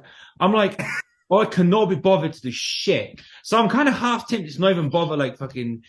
But yeah, I mean. Well, welcome, mate. That's why I can't be asked to take photos of my dick all the time. Fuck that shit. Yeah. Oh, it becomes each to their own, But yeah, of course. That's just my opinion. It's work. It's a lot of fucking work for what it is, because like you've got to stay on top of it. Constantly got to post content. It's no different to any other platform. But yeah, it's. Well, on that note, then, Chad, you said as well have you lost your sex drive now? Mate, this is funny. So I come back from my massage. And my missus texts me, she's like, come up when you come back. I come back, was fucking shopping. She's like, I come up. She's like laying on the bed, like in this like fucking set. And I'm just there like, I haven't got time for this. I'm like, I've got to fucking eat. I've got late from a meal. I'm like, I've got a shower. We've got a podcast. And then she's like, okay. And then that was literally it. I think it's been probably about 2 weeks. And so that was this evening, was it? And did you not have an argument about that? No, she's not. She knows. She's used to it. I just said, sorry, I'm a bit useless at the minute, but she's been through it like 5 years. She knows exactly what's going on. So I said to her, it's actually quite funny. It's actually quite embarrassing. But like today, like I was just like sat there and I was like, I wonder if I should have a wank, right? Because it's been fucking weeks. I like go on Pornhub, no. I was like, I can't. I'm not going to bother. You aborted the wank. No, bro, that's the first time I've done this as well. abort. The first time in my life I've done this, like, well, I go on Pornhub and I'm like, no, that's not doing it. Fuck it, I'm not even fucking having a wank. I'm not fucking bother. Mate, that's when you know the diet's kicking in, when you don't finish that off. Yeah, Man, I didn't even start it. Funny enough, like, energy-wise, I've got energy for cardio, for training, but just no desire to fucking... It's not a bad place to be. You know, you get to a point in prep where you're just on it. You're just on this. Like, and I think that's what it is. And that's it. Because I can't put it down to the gear in that, because I used to train in the off season too. It's like, I don't know. So, but yeah, it's just one of them. But she knows exactly what's going on. So, like, do you even find in like peak off season when you're eating all the food, like it's hard to be horny at it even then? No, in the off season, I'm horny as fuck all the time. Oh, all that food, mate. No way. Yeah, but I tell you what it is, though. I tell you what it is. That's this year. It's because I had my test fucking high all off season. Yeah. Imagine your test at 1 gram. Oh, yeah, but all that food in your stomach, like, ugh. Yeah, well, there was that. I'd come back and I'd be like, ugh, and then, but I'll still be up for. So yeah, go on, Sean. I think for me, just recalling back to previous times, that the bit that I always struggle with sex drive sexually is that bit once you finish prep and then reversing out. That's when my sex drive tends to just go a bit fucking AWOL, a bit confused. But like in prep, it's normally okay. And in the off season, it seems to be all right. It's just that transitional period. Is that because you come off gear and everything's kind of like up and down and? Yeah, but maybe it's something to do with that, the sort of, irregularity with the hormonal balance. I don't know. But typically, like in prep, it's all right. And in the off season, I mean, don't get me wrong, I can take it or leave it in prep, because you want to conserve your energy for what's most important. But, I still want it. I still feel like I want it. It's not like the desire's not there. I just kind of think, well, I could probably use that energy for an extra 3 reps in that bench press tomorrow, Just can't be asked. I'm just like, oh. I feel like the problem is in off season, it's like so much food, so I'm always on the toilet. When you're always on the toilet, last thing you're weird. Like, you shouldn't be shitting 5 times a day. Hold on a minute. No, hold on. I'm not shitting 5 times. No. Why are you on the toilet all the time then? No, not all the time. Like 3 times a day. Let's say I shower once. Bro. So I shower once, but I've shit 3 times. I don't feel that clean. I don't feel like, Nah. I have 1 shit. No matter how much fucking food I'm eating, 1 shit. Fuck off. What? So if you had 10,000 calories, you'd have 1 shit? I don't have 10,000 calories. Yeah, I'm just saying, just for example. My off season's like under 5. So... Do you know what? Is that force feeding for you, Chudley, at 5K? Do you feel like you're force feeding at that, or? No, I mean, comfortable. I just keep gaining. I just keep sure. Because I mean, 5,000 ain't that high, is it? It's not like stupid to the point that relative to the individual, isn't it? That is, it's like whether it's high or not is relative. To no, mate, I could fucking eat. If I wanted to. I just put on too much weight. Sean, which way are you? Like, people tend to be one or the other. They tend to be someone who can lose quick or gain quick. Which one are you?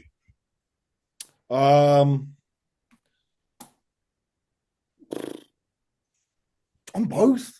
Oh, I'm both. You're hybrid. That's what I'm saying. I'm both, man. Like, so I've just had like 4 months off. I've had laser eye surgery, so I've done no training. I've had no food. I've had no PDs for about 6 months, apart from TRT.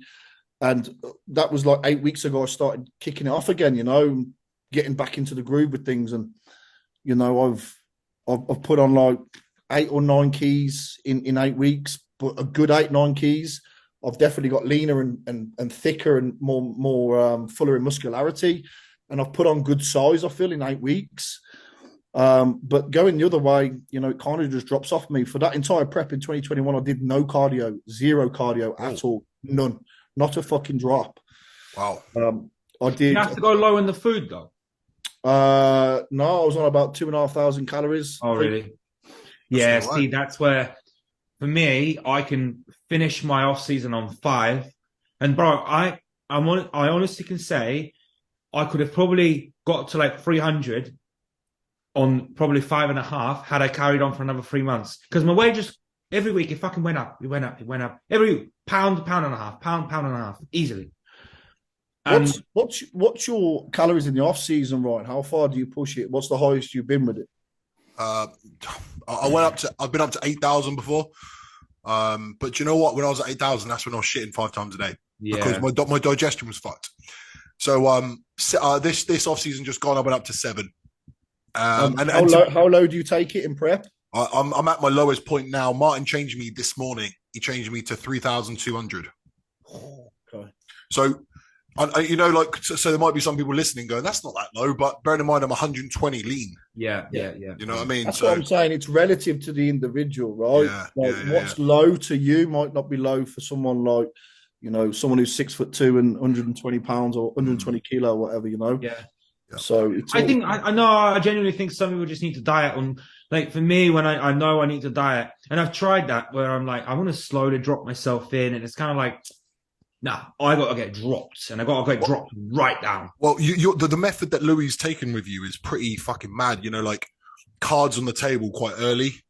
Yeah, you're doing like an hour and a half plus a cardio a day, and you're on literally. No, I'm on half an hour now. We've pulled the cardio. I did tell you, didn't I? You did. Excuse me. Sorry. So we pulled the cardio, and I've got a feeling he will probably pull the rest out too. But before you were on fuck all carbs and all the cardio. And so this is funny. We started on 200 carbs. That was the starting point of prep, and then we went to 100, and then 0. Wow, that's fucking low. But you mate, I actually prefer being on 0. So I did say that to you today, didn't I? We done that refeed on Sunday. That was my hardest day. That was my hardest day of prep. It would be though, because you've been living off 0 carbs, and all of a sudden you've chucked in all these carbs. It's going to be tough for your digestion. It wasn't all these carbs. It's 350 grams of carbs. That's fuck all. I could eat that in a meal. So to have to spread 50 grams of carbs across 6 meals, well, that was it. That was tough. So then the day after, because your blood glucose is still up and down, that was hard. But today, because when you're not eating carbs, you're not spiking your insulin all the time. So it's actually like my energy is actually really level. So I'm always feeling the same. Yeah. So I would rather not eat carbs. That is a really good point, and it's a good positive. That is because you're not eating carbs, your glucose isn't being spiked. Therefore, you're not having these peaks and troughs with your energy, which is good. But it's really interesting to see how everyone takes a different approach with this game. Yeah. I was on a webinar a couple of weeks ago with Rob from LRF and Dan Welburn. They did like a bikini figure, what they call a masterclass, like a presentation like this. And they were talking about how they construct their preps for their bikini and for their figure ladies. And I jumped on it because I always like educating myself. Yeah. I jumped on it, and they both start preps, Rob and Dan, completely different. So Rob, when he starts someone on prep, he starts aggressively. So he'll drop a big chunk of their calories down. So if they were on, say 3,000 calories in the off season, the female, he'd put 1,000 out straight away, take them to 2, and he'll put in 20 minutes cardio straight away. As opposed to Dan, he might take 300 calories out from a 3,000 calorie athlete and put no cardio in, and then slowly bring it down. Whereas Rob goes in aggressively, gets a big chunk off, and then eases back. So it's kind of like, it's interesting how everyone. I think it's person dependent. You can't just treat everyone the same. I was just about to say that. Yeah. You can't be like, this is the way it works. No, because what works for Ryan won't work for me. Or having coached for so long now, to me it still blows my mind how different people are. It's so crazy. You can't say there's fixed. No. Otherwise, you can just give it to someone and they can diet. We wouldn't have a job if it was just the same all the time. We just wouldn't have a job. Like, it's the fact that it takes the nuance, For sure. I think it more or less is the same, isn't it? Because you end up getting to the same place in the end anyway. Yeah. Let's say you got a new coach, okay, and he incorporated one of those methods to you, specifically to you, Sean. How do you feel about that? How do you feel about the aggressive one and compared to the gradual one? Which one do you prefer? Well, the gradual one is the one that I'd always taken with myself before I had Patrick, and obviously I was with Martin previously for a short period, which I'm going to go with Martin again for my prep. But the gradual approach is what I've done myself prior, and it's what Patrick done with me as well. So he just took a few off to start with. Obviously there was no cardio, and then, you know, a few weeks later maybe, or 5 weeks in, if things started plateauing, he'd take a few more off, a few more carbs, a few more calories, and then a few more weeks, if something wasn't moving, take a few more. But he didn't never take like an aggressive approach with it. If someone came at me now, I guess because I like experimenting, I'd probably like to see how the aggressive one would work, how my body would react to it, just purely from an anecdotal status, and just see how my body responded to it, you know? Because I'm at that stage in my career now where I could probably try anything. But because, like you said, it all ends up in the same place anyway. You know what I found out? I actually really enjoy this prep, because from day one, it was like, right, shit's fucking on. We started at like 40 minutes of cardio and 200 grams of carbs. So on day one, you're fucking feeling it. But I prefer it that way, because I'm like, I want to know that I feel like I'm dieting. Not, well, before, like the first 6 weeks, you're kind of like, am I even changing? Is it even working? Kind of hard to tell. Whereas now, I think I fall more on towards the camp of like, you want to try and preserve as much muscle as possible, though. Like, it would worry me going too aggressive. Bro, 2 grams of gear, okay? Plus, you still got plenty of body fat. You ain't losing no fucking muscle. This is a really People good that topic. go, I'm going to lose my... Shut the fuck up. You're not going to lose. At what point during a prep do you think that you will start losing or risk breaking into protein and muscle? At what point? Because, you know, obviously in the early stages, you've got no worries of that because of the amount of body fat that you're carrying, right? A lot of people do. A lot of people obviously feel like they've lost muscle in those first 5 weeks, where actually we know you're going to lose muscle. It's part of it. You're going to lose fat and you're going to lose muscle. It's the same with when you're in an off season. You're going to put on fat, but you're going to put on muscle. So I think it's part of it. Yes, you're going to lose a little bit of muscle. So be it. Well, hold on. Yeah. So you can't isolate. You can't just build muscle without building a bit of fat. You can't only lose fat without losing a bit of muscle, right? We can agree on that, right? Yeah. But how aggressive you go surely determines how much comes off. Right? I think that depends on going into a 500 calorie deficit compared to a 2,000 calorie deficit surely has to affect some form of muscle. I think, again, it depends on your performance. So, for example, me, I'm still lifting the same amount of fucking weight that I was at 260. Don't even ask me how. Probably the strength. Hold on a minute, but how strong you are isn't necessarily what's muscles being kept, because there are people who are like, again, let's go to the example of like deadlifting. There's people who are really good at deadlifting with small hamstrings and small and their back isn't. Yeah, but you're just as strong in the off season, isn't it? So it's kind of like, well, fine. What's another? I would imagine strength. Your performance in the gym, the visual strength is your biggest gauge, isn't it? What else would you use? The visual. For me, it's like it won't really reveal itself until you're like lean, but like how you're looking. I guess you'll never fully know because you can't do like a slide doors. If you pull your carbs out, you're going to flatten out. You're going to lose glycogen.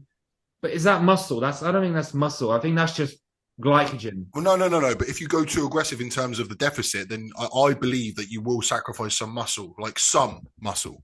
I'm not saying I don't agree with that at the start, though. Like if you was to go aggressive at 5-6 weeks out, when your body fat is then low, probably that's not a great idea. But I feel, you know, at 20 weeks out, if you drop your calories aggressively, I don't see how you could eat into muscle at that far out when you're carrying confident amounts of body. Hold on. Yeah, but that's assuming that you're really fat in off season.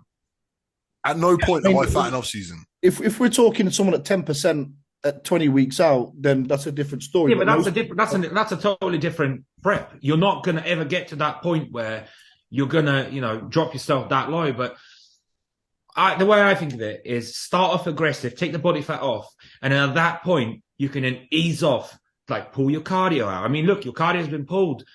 So you're not doing any fucking cardio. So you're doing 10,000 steps. You're getting refeeds. So you can come in, you've got more to play with.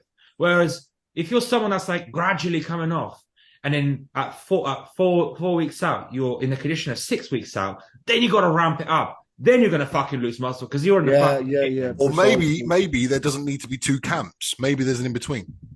Oh, of course. I think the in between is probably the best way. To be honest with you.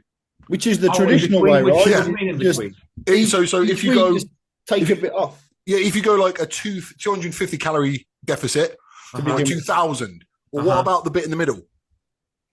Like going so you drop about 2 pounds a week body weight. 2 pounds a week is Making fine. those Going on small season, changes, just isn't it? It's making small changes based on the look. Bro, you started at 310, 307, whatever. No, right? I didn't. I started at 302.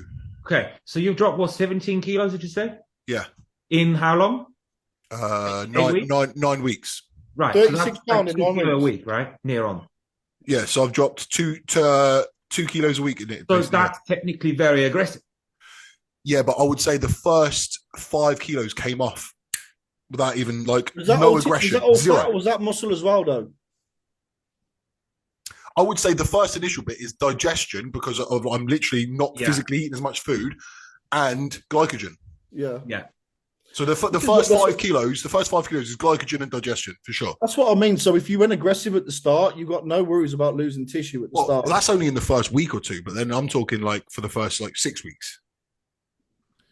Yeah, I'm still not convinced. I still don't think so. Bro, think back in the 90s, bodybuilders would be like, oh, day one of prep. And they're like, right, fish. I mean, Jay Cutler used to say that. Oh, I will do 12 weeks of fucking fish or livroni or that. Fucking 6 times a day. No, I think, again, people have softened up now where they're like, oh, must preserve muscle, deload. Oh, Which- my Yeah, lord. no. Because I've done the aggressive way and I came in small as Yeah, but fuck. that's you because Yeah. you What- lose weight too quick. You're one of those people that like your body wants to waste away. Me, What I'm a fat cunt. My body wants to hold on to all of it. So what I'm saying is once you've done like various different methods, like my opinion comes from the experience that I've had. And definitely if you go too extreme too soon, I remember being fucking stringy as fuck. You know? yeah, but that's For yourself. me, I though. think there's a middle ground for And me. I also remember you used to do binges with 10,000 calories a day. It's not that's not productive. No, I used to do 6,000 calorie refeed. 6,000 calories. Right. That's not productive, is it? Like, and I think again that's almost like, yeah, you drop yourself right in, but then you used to go and eat pizzas and bullshit, and it's like, yeah, I don't know. It's kind of hard to argue. What, don't want to get too into. Don't worry about it. Just open. It's fine. It's all right. Just open. I don't want to get too into details, but like I used to like go low Monday, Tuesday, Wednesday, Thursday, Yeah, and then I'd go in with a 6,000 calorie day on a Friday. yeah. But it wasn't pizza and What did you shit. do Saturday, Sunday? And then Saturday, Sunday was low again, but like Right, okay. slightly higher than the week. Yeah. Right, but it wasn't shit. I was eating oats and cereal and like bagels. Yeah, but you used to eat pizzas and now also. I remember your preps. No, not on that. So the first like 3 or 4 that I did were what I just explained. Oh, okay. I used to have a weekly cheat meal on other preps. Oh, okay.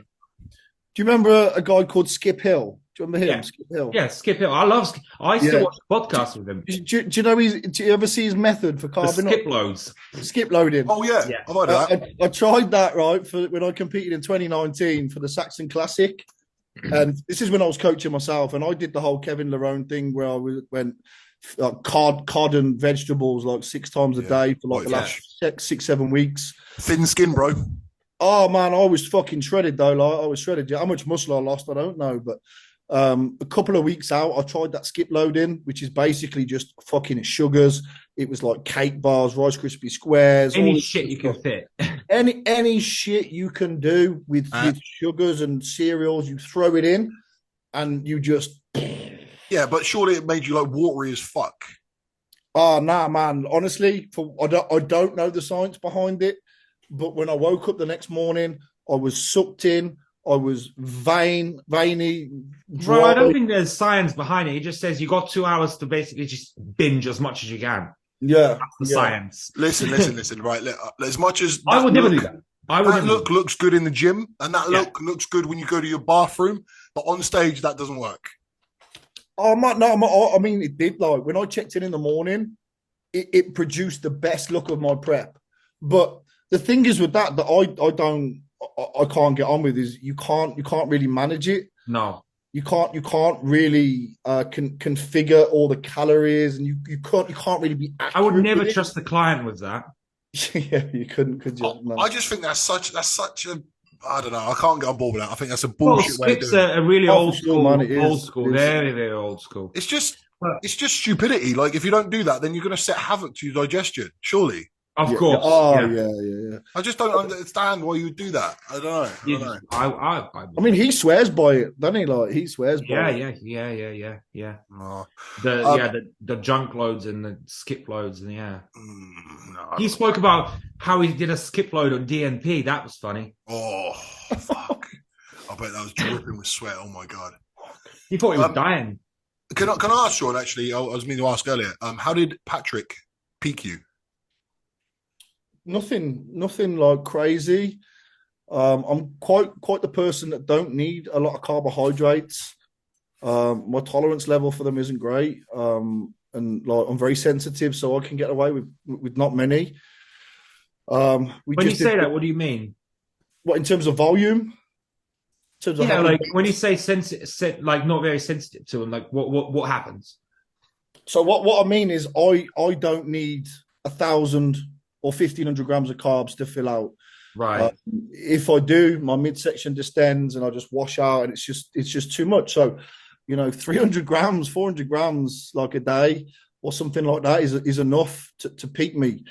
We did it the traditional way, like we probably pulled calories. So, say peak week was on the Friday, and then the show was the next Saturday. So on the Friday, we may just pull calories down a touch just to deplete a little bit further. Then obviously your traditional legs on the Sunday, and then chest, back, whatever with your training, and then probably start loading Wednesday. But then Thursday would be a higher load slightly, and then they'd assess it. He'd assess it Friday morning to see if we need to push on or pull back, ready for the Saturday show. And then probably on the Thursday would have done like a little pump workout. They call them flush workouts, where you just move all the carbs around, like. But there was nothing. There was nothing really out of the ordinary that I think Patrick, really, Patrick doesn't try and reinvent the wheel. There was certain food choices that he preferred. He gave me this special concoction of food to mix up backstage. He called it a pump up mix, and there were certain foods in that which, when you actually break the foods down that he asked me to mix together when I was pumping up, makes perfect sense. Like the cocktail was perfect in that. Can I ask? So I think I see a contradiction. You said that if you have 1,000 grams of carbs, you cloud over, but then you said you've done a skip load and look good. Yeah, I mean that's what I'm saying. Like I did that on my own, and for me, the sugars just went through. Do you know what I mean?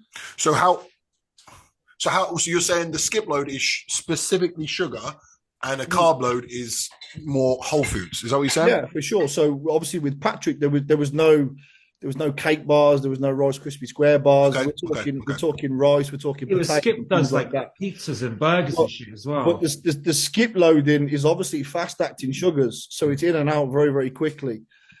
But you reckon he does pizzas as well? He does. So that's fat. He does he does basically like he treats it like a junk, anything. I mean, I didn't have any pizza, but it was definitely like more like, what these influencers push out to their clients now is just like cakes, chocolate, and things like this. And because it's very high glycemic, it just straight in, straight out. But then hold on a minute. If you're using cake, like I'm sorry, I know I'm being a bit pedantic with it, but I want to go into it, right? If you're using cakes, that means there's oils and fats in there, like butter and stuff. So if there's butters in there, then it slows down digestion. Yeah, sure, man. Fats obviously slow down the absorption rate of carbohydrates, man. Exactly, yeah. So then if you're going in with sugars, but then also accompanied with, I don't know. Look, right. Yes, Rice Krispie Squares and like sugars, what you would call sugars. Rice isn't that far off, is it? Rice is a fairly fast digesting carbohydrate. Absolutely. So I wouldn't call it. They're not like really high in the glycemic. They're not worlds apart. So I wouldn't I wouldn't say they're that different. If anything, I would say white rice is probably higher in the glycemic index than Rice Krispie Square bars because of the chocolate, because there's higher fat content in the Rice Krispie Square bar. Yeah. Maybe I don't know on that. No, like I say, I feel like I'm going too in depth about it. No, for sure. You know what? I think like me and Sean are actually pretty similar to how we respond. Like I don't eat much food either. Like I got a 350 carb, and I was like literally blown. You wouldn't even get anything out of it. Yeah, so you done 350 grams of carb as a load update, and you were 6 you pounds saw how heavier. Were you 6 pounds heavier? No. Right? No, I didn't change. I was 226 on that Sunday. We refed. On Monday I was 226, and today I'm 220 and 3/4. Okay, fine. So it would have probably been like inflammation and shit like that, but. Yeah, because you've been like zero carb for like 8 days or something like that. We did 8 days of zero carb. My weight went up. So, I was like 223 and then it went up to 226 in that time. When you say zero carbs, Dave, what literally zero carbs? So I'll tell you what. Yeah. Meal 1, 300 grams of chicken raw. All I use is a bit of salt and pepper. Meal 2, whey protein isolate. So there's like 1 gram of carb or 0.6 grams of carb.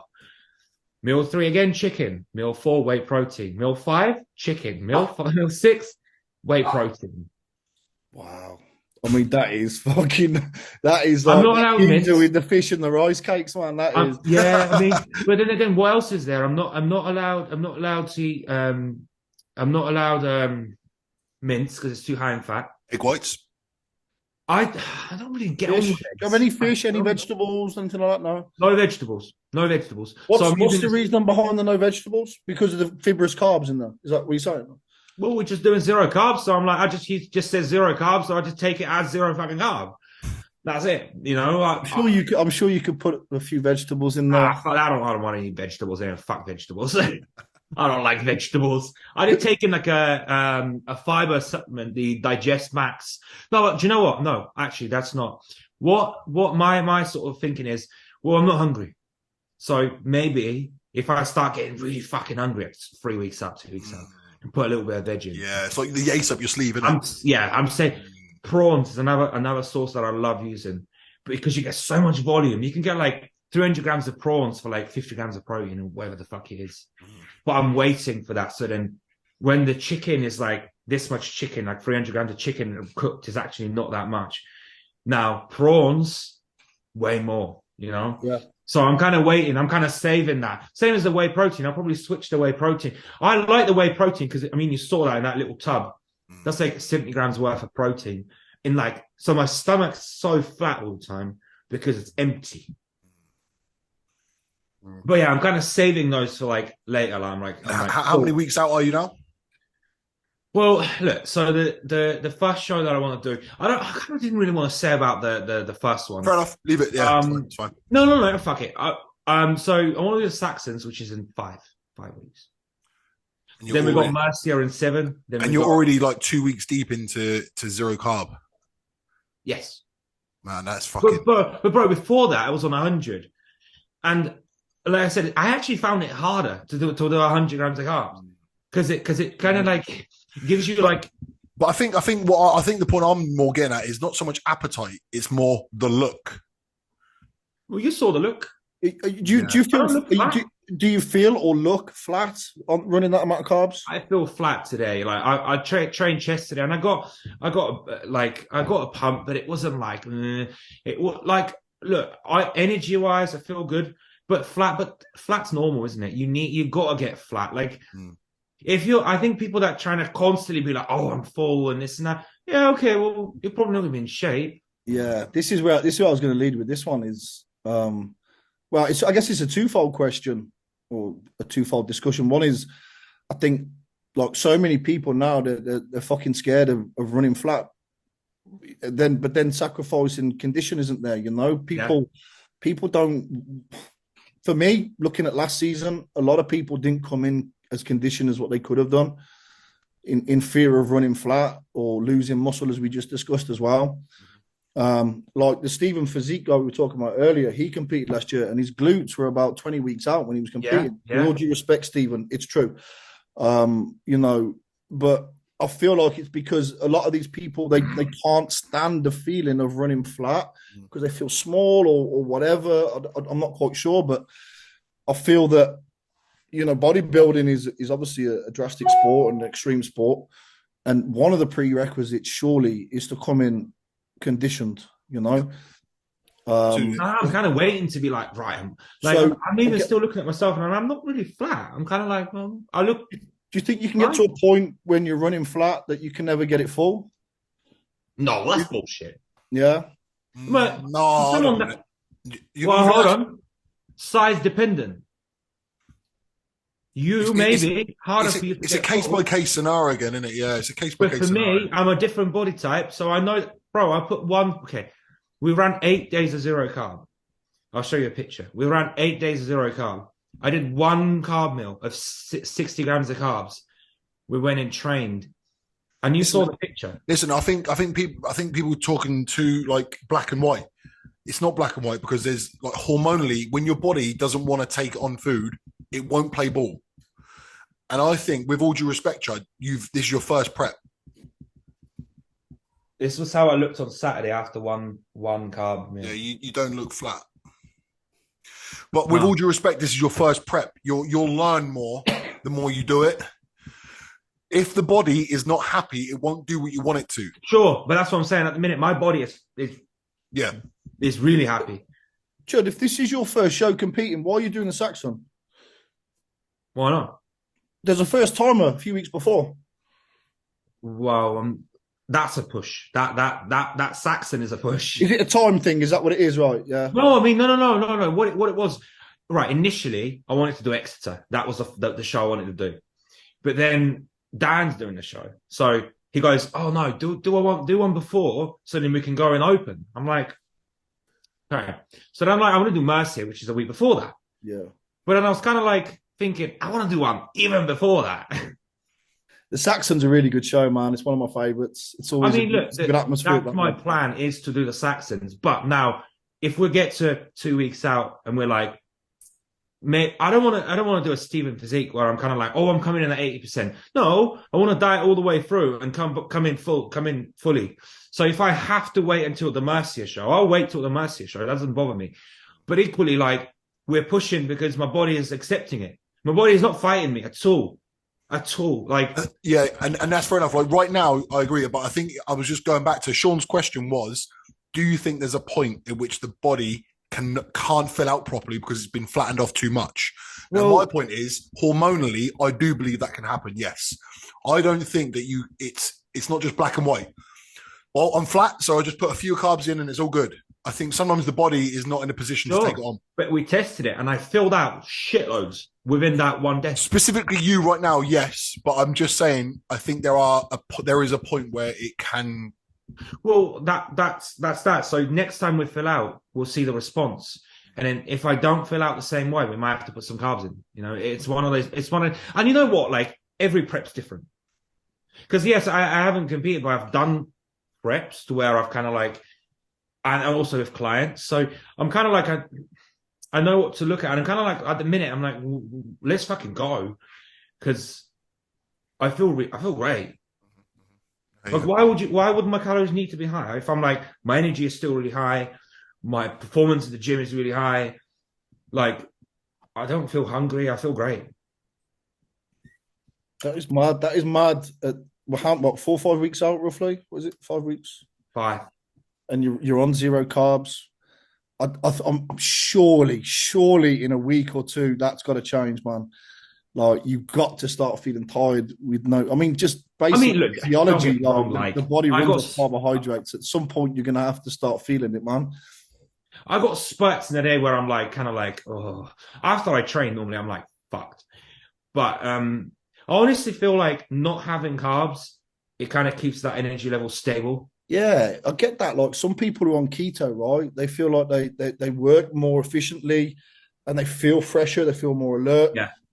Just from keto, I on a smaller scale, I feel that every day. So my breakfast is protein fat. Yeah. And I feel so much better on that. If I have a carb breakfast, it makes me more focused on food. Yeah. 100%. Exactly. And I struggle to concentrate on other things. So when I say I'm not tired, I am tired, but I'm alert tired. You know, when you have carbs and you're like sluggish tired, I am tired where I'm like, oh, I've still got 2,000 steps to do. Oh, like I'm dragging my ass doing the steps, right? Because it's kind of like, oh, but I'm alert tired. Not like, even now I'm like fucking moving about and this and that. I'm not like, know that feeling? Yeah, I don't know. I'm just not going to digress too much, but I don't know if you know the psychologist Jordan Peterson. Do you know? Have you heard of him? Yeah. Of course. He changed his diet a few years back. He does meat on carnivore. Yeah, man. And he said that the results he got from that were insane from a cognitive standpoint, from a health standpoint. He did it because he's got an ailment, hasn't he? And he said it pretty much cured it, man. He said it's a rough diet because it's difficult when you eat out socially and things like this, and traveling. But he said he would never ever go back to a Western diet, if you like, which was predominantly carbohydrates. I mean, I don't think it's a conducive diet for a bodybuilder. Like you couldn't make progress in the off season like that. No way. No. But I mean, Palumbo's sorry, Chud, you say that right because we're saying if there's no carbohydrates in the off season, we couldn't grow. What's the primary source of macro for growth? Protein.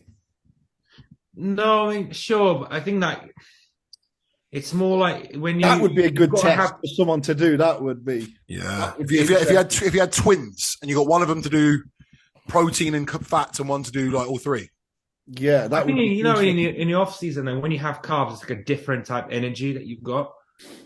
Yeah, if you're dieting on zero carbs and you're hoping to preserve muscle. What about going the other way? And when we're in the off season and we're just putting in protein, why can't we promote muscle protein synthesis and grow muscle? Maybe, it might be. But from anecdotal, right? Are there any high level bodybuilders who are just protein fats? That's what I was going to say. From an anecdote, we don't know that. We don't know anyone that. Plenty of bodybuilders go zero carb when dieting. Very few, not very few. I don't know of any that do keto. Like, do any do it in off season? And if anyone does know that, put it in the comment section. But like, we haven't got an example. We haven't got an example, have we? I don't know of any. No. Because, well, look, end of the day, like carbs is still your primary energy source. So, the brain will preferentially run on carbohydrate. You can make it run on protein and fats. I mean, it will fucking do anything to survive. But I think preferentially, when you're trying to build muscle, it would always want to prefer to run on carbs. I tend to agree as well, but it'd be interesting to know, like, properly, like, have an anecdote of that, Yeah, it'd be really cool, man, to find that out. Yeah. But no, I mean, like I said, I think in a diet phase, I actually prefer that way more because I actually wake up. I haven't got the like insulin spikes up and down. I'm kind of like very level, very, very level. It could just be like like your first prep's always like really kind of almost like when you get your first tattoo. Well, I don't know if you know, but like when you get your first tattoo, you always like, oh, I didn't know. It's because of like the adrenaline. You're always like really excited. Like I wake up, I'm like, how do I look? Do I look better? Yeah. But it does that starts to override the feeling, though, doesn't it? Like the excitement of how you're looking overrides everything else. Yeah, so I'm like, I don't give a fuck about food, bro. Like, because Mrs. she gets an off-plan meal every Saturday, and she was sat there eating her fish and chips right next to me. I had like my chicken, and she's like, "Does that not bother you?" I was like, "What the fuck? I'm not even looking at it. Like, I couldn't even. It doesn't bother me one bit." Locked in, bro. You're locked in, man. That's good. Okay, that's good. Like, no, yeah. What annoys me more is actually because one of my other clients, she goes the other day, so she comes in, she's like, so are you feeling tired? Are you feeling grumpy? Are you feeling hungry? I'm like, you know what, actually, the most annoying bit about this is people fucking asking me, are you feeling hungry? Are you tired? Yeah. People keep saying it to me, let alone you, like you're on way lower. Like people are like, are you struggling a bit? I'm like, no, I'm fine. No, I fucking love it. I feel great. Pisses me off. Yeah. How hard are you finding it? Not fucking so they almost want you to be hurting to make the day better. Maybe. So yeah. I take pleasure from it, right? So actually on Sunday, Sean, you know Dylan, your client Dylan, he was like, man, I got to get home. I'm starving. And I took a lot of pride thinking, I've eaten way less than you and I'm fucking fine. Do you know, you end up like, it's not a competition, right? But you end up like seeing it that way. Like everyone else is hungry and you're just fine. I'm like, fuck it. Yeah. You know what I mean? He's just in that transitional period. He's only just started cutting, so I've only just pulled his calories off him. Yeah. So he's in that period now where that initial drop has just hit him. Do you know what I mean?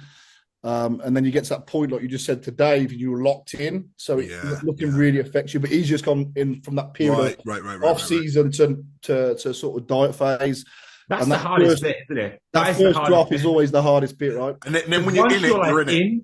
You kind of like get used to it. Like the first week is like, oh, like once you're in, you kind of get used to it. Yeah, like now I'm at the stage. As I say, I'm not going as extreme as you, but yeah, I'm at the stage where I'm like, I just want to see how far I can push it now. Like fuck it, anything Martin's got for me, I'm fucking up for. Like anything, you know what I mean? Yeah. He's lowered my food, and I'm like fucking good. Like let's go lower. Let's go lower. Yeah. I've got a feeling because I'm gonna check in tomorrow. I've got a feeling he's probably gonna want to do another day, but I'll say to him, let's do another 2. You know, just as long as I feel fine, let's just carry on. You know, and I think. This is the thing where a lot of people, what you said, Sean, like they just don't come in shape, you know. And for me, I would rather be like, go on stage and people are like, "Fuck me, he's in shape," rather than people be like, "Oh, like, you know, he could have been leaner." Yeah, 100%. I think I think people in this day and age, they just want an easier way out, but actually, it's really refreshing to speak to other people that are just like they embrace it being a bit harder. What the fuck's going on my screen, by the way? I don't know. I thought it was just me that was seeing that. Anyway, you always freeze. Yeah, what the fuck is that about? Look at the state of it. Do you know what? We always said about muscle loss, and you're like, oh, you're not worried about muscle loss. I would rather lose a bit of muscle and like fullness or like whatever than not come in shape and be like, oh yeah, but it was really full. You know when people are like, it was really full. That's basically another way of saying it was fat. Yeah, 100%. 100%. Yeah, sacrifice a bit of muscle and come in fucking shape. 100%. 100%. Yeah. Especially for a first prep, I think like... Condition is king, man. Well, I think even if I come in flat or like wherever in the first show, that's why I've got 4 shows planned. Yeah. It's going to be a good big learning curve for you as well, mate. It's going to be a good thing. Have we got time for another one or not? Of course, let's go. Go for it. Well, one more then if you want, if we got time. But it's about athletes becoming coaches after doing one show. Yeah. Well, in my case, I've done... your piss, or is it just me? I mean, and we've actually had that argument before. Like, should people that haven't competed coach? And I think, like, for me, I've brought some really, really good guys that have won shows, and like, I don't think it's an indicator of... Equally, some people that compete can't bring anyone in shape. So I don't think it's a total indicator, but I think it helps. Well, I think what it is, it's more someone who's completely inexperienced. So, Chud, you've been doing this, the whole bodybuilding thing for what, 8 years? Yeah. Yeah? You know what I mean? So it's different. I've had clients that have been with me for 5 years. Well, this is the point, right? But I think it's more short. I don't want to put words in your mouth, but it's more like someone who's like quite inexperienced, not that much muscle, not that much anything, and then all of a sudden they're a coach, right? Yeah, I mean, I guess it's the guy that's been training for 6-7 months. Yes. They get a coach, they do a show. Yeah. They don't even fucking win the show. They come like 4th or 5th. And then the Monday after the show, here's my coaching services. Yes. And it's kind of like, I mean, it doesn't worry me from a business aspect because these guys never last anyway. Yeah. But the short time that they are doing it, it's the information that they're giving out. Yes. Specifically from a PED protocol, what they're giving out to people can't be good. It can't be helpful. And ultimately, you're playing with someone's fucking hormones, which isn't a good thing. So for me, that's the bit that I don't like about it more than anything, is these uneducated people are giving this advice, which basically they got off their coach, which was, we don't know that the information that they got from their coach was from anyone respectable or reputable. Yeah. And I almost think that some of it should be governed, but how the fuck do you govern it, you know? how do you regulate something like that? I think as much as you say it doesn't bother you from a business perspective, and I agree, because the shit, you know what I mean, it's like people will cotton on that they don't know what they're fucking talking about. But I will say this, they still have a potential of taking away some money from you, right? So there are certain people who would potentially have signed up with Sean Barber, but instead there's some dude who does it cheaper, who's local to him, okay? And don't get me wrong, I'm not saying that they're good clients, but what I'm saying is that it's still money. So let's say there's 5 clients in a year that you take on that come and go. Yeah. How much money is that worth to you? That's worth, I don't know, let's say it's worth $1,000. That coach has now taken away £1,000 from you. But hold on, how many people do you refuse coaching services? I know I do loads. I don't refuse loads, but I refuse some. I do, because I can't be, I cannot be bothered. If I see someone, I'm like, I don't like that person, I don't want to work with them. Because of just when you first to refuse someone, it would depend on how they approach me with the initial message. So I had this request on Instagram from this guy. He must have been about 19. He must have been about 150 pounds wet through. And he said to me, I'm looking for a coach. I want to do my first show, but I'm only going to sign up with you if you can guarantee me a top 3 placing. And it's just like, what, man? It's like, we're not going to get on. Go somewhere else. You obviously don't understand the sport enough. Yeah. If you think that where you are currently, and just by getting a coach, that's going to guarantee you a top 3 placing, this isn't going to work, you know? Yeah. People can't understand. I'm seeing that more and more, though. You know, people are wanting to do this sport without knowing about this sport. Mm-hmm. They don't like I said to him, have you checked out the PCA? He said, what's the PCA? It's like, you know. Well, people assume because they work hard, they deserve it. Little do they know that everyone's fucking working hard. Everyone's working hard. No, but they're not, though, because they're the people that are like, when's my cheat meal? Yeah. But what I mean is, like, just because you work hard doesn't mean you're going to get rewarded. I'm sorry, it's not. No. Because there are a lot of factors that come into it. Because let's say there's 10 in your category, and all 9 of the others have all worked hard as fuck. Do you know what I mean? Like, no. Well, my client competed at the weekend's a class example of that. You know, he was the best person. That's not me being biased. He was the best person in that lineup of 8 people, and he wasn't rewarded. You know, and he was good. He did everything asked of him. He did everything. He suffered, and he's seen it through. And the peak was perfect, and he still wasn't rewarded with the top 3. Well, with the first place, but you just don't know in this sport. No. You know, you just don't know who's going to turn up. You don't know who's on the judging panel. You don't know who's related to who with some federations. Mm-hmm. But then for me, the way I see it is, you gain no money from competing. You don't get. The day after the show, people forget about it. So really, you're the only one that remembers. And for me, as long as I come in on the money and I'm like, I look good, that's it. That's enough for me. That's enough. Yeah. It's funny. Again, probably in it for the wrong thing. I guess everyone's entitled to want it for whatever the fuck they want. But as you say, it should be a personal journey. You should feel satisfied with what you're bringing. Even if you don't win, but you look as good as you can, there's something beautiful in that. Do you know what I mean? Right? On the flip side, we've said so important that is. Yeah. On the flip side, we've actually had this chat before. Someone comes in and they're like not in shape, but they're the only one in the class, and then they win, and then they bring the trophy back home. Yeah, well, and they put in their bio, don't they? Winner. Yeah. And you're like, so there's that. Is that their fault though? But it doesn't matter. They claim that on social media. I won. Against who? Against myself. Technically, they did win, but that's not their fault that no one turned up, though, right? No. But I'm not saying it's their fault, but I'm saying they didn't look that great, and there's no one in the class, and they won. Are you happy? Yeah. Well, no. I mean, I would never want to be the only person in my class, because it wouldn't feel like a win to me, because you're not competing against anyone. But I would rather compete against 10 people. Even if I come 7th, I'm like, I looked really good. Yes, I got beat, but I looked good. Then to come win it, but because I'm by myself in the class. What if you look good and was the only person in your class, does that change? Well, you've got nothing to compare that to because you can look good by yourself, but it's the point is to compare against someone else, isn't it?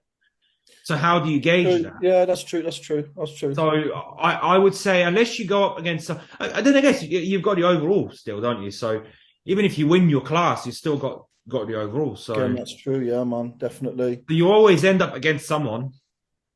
You know what? The thing is, like, right? When all is said and done and you're in bed at night and you're in your own head, Yeah. if you cheat on your diet or if you're not satisfied with the look or you know. Yeah. And it doesn't matter your placing, right? So I think that you just want to give the best possible account of yourself, regardless of placing. You know what I mean? Yeah. As long as, you're giving it absolutely everything you could, didn't cheat on your diet, you turned up right, you turned up prepared, that's all you can do. Have you ever cheated on your diet, Ryan? Ever? Yes. Everyone's cheating on their diet. Yeah. In the early days, it was rife.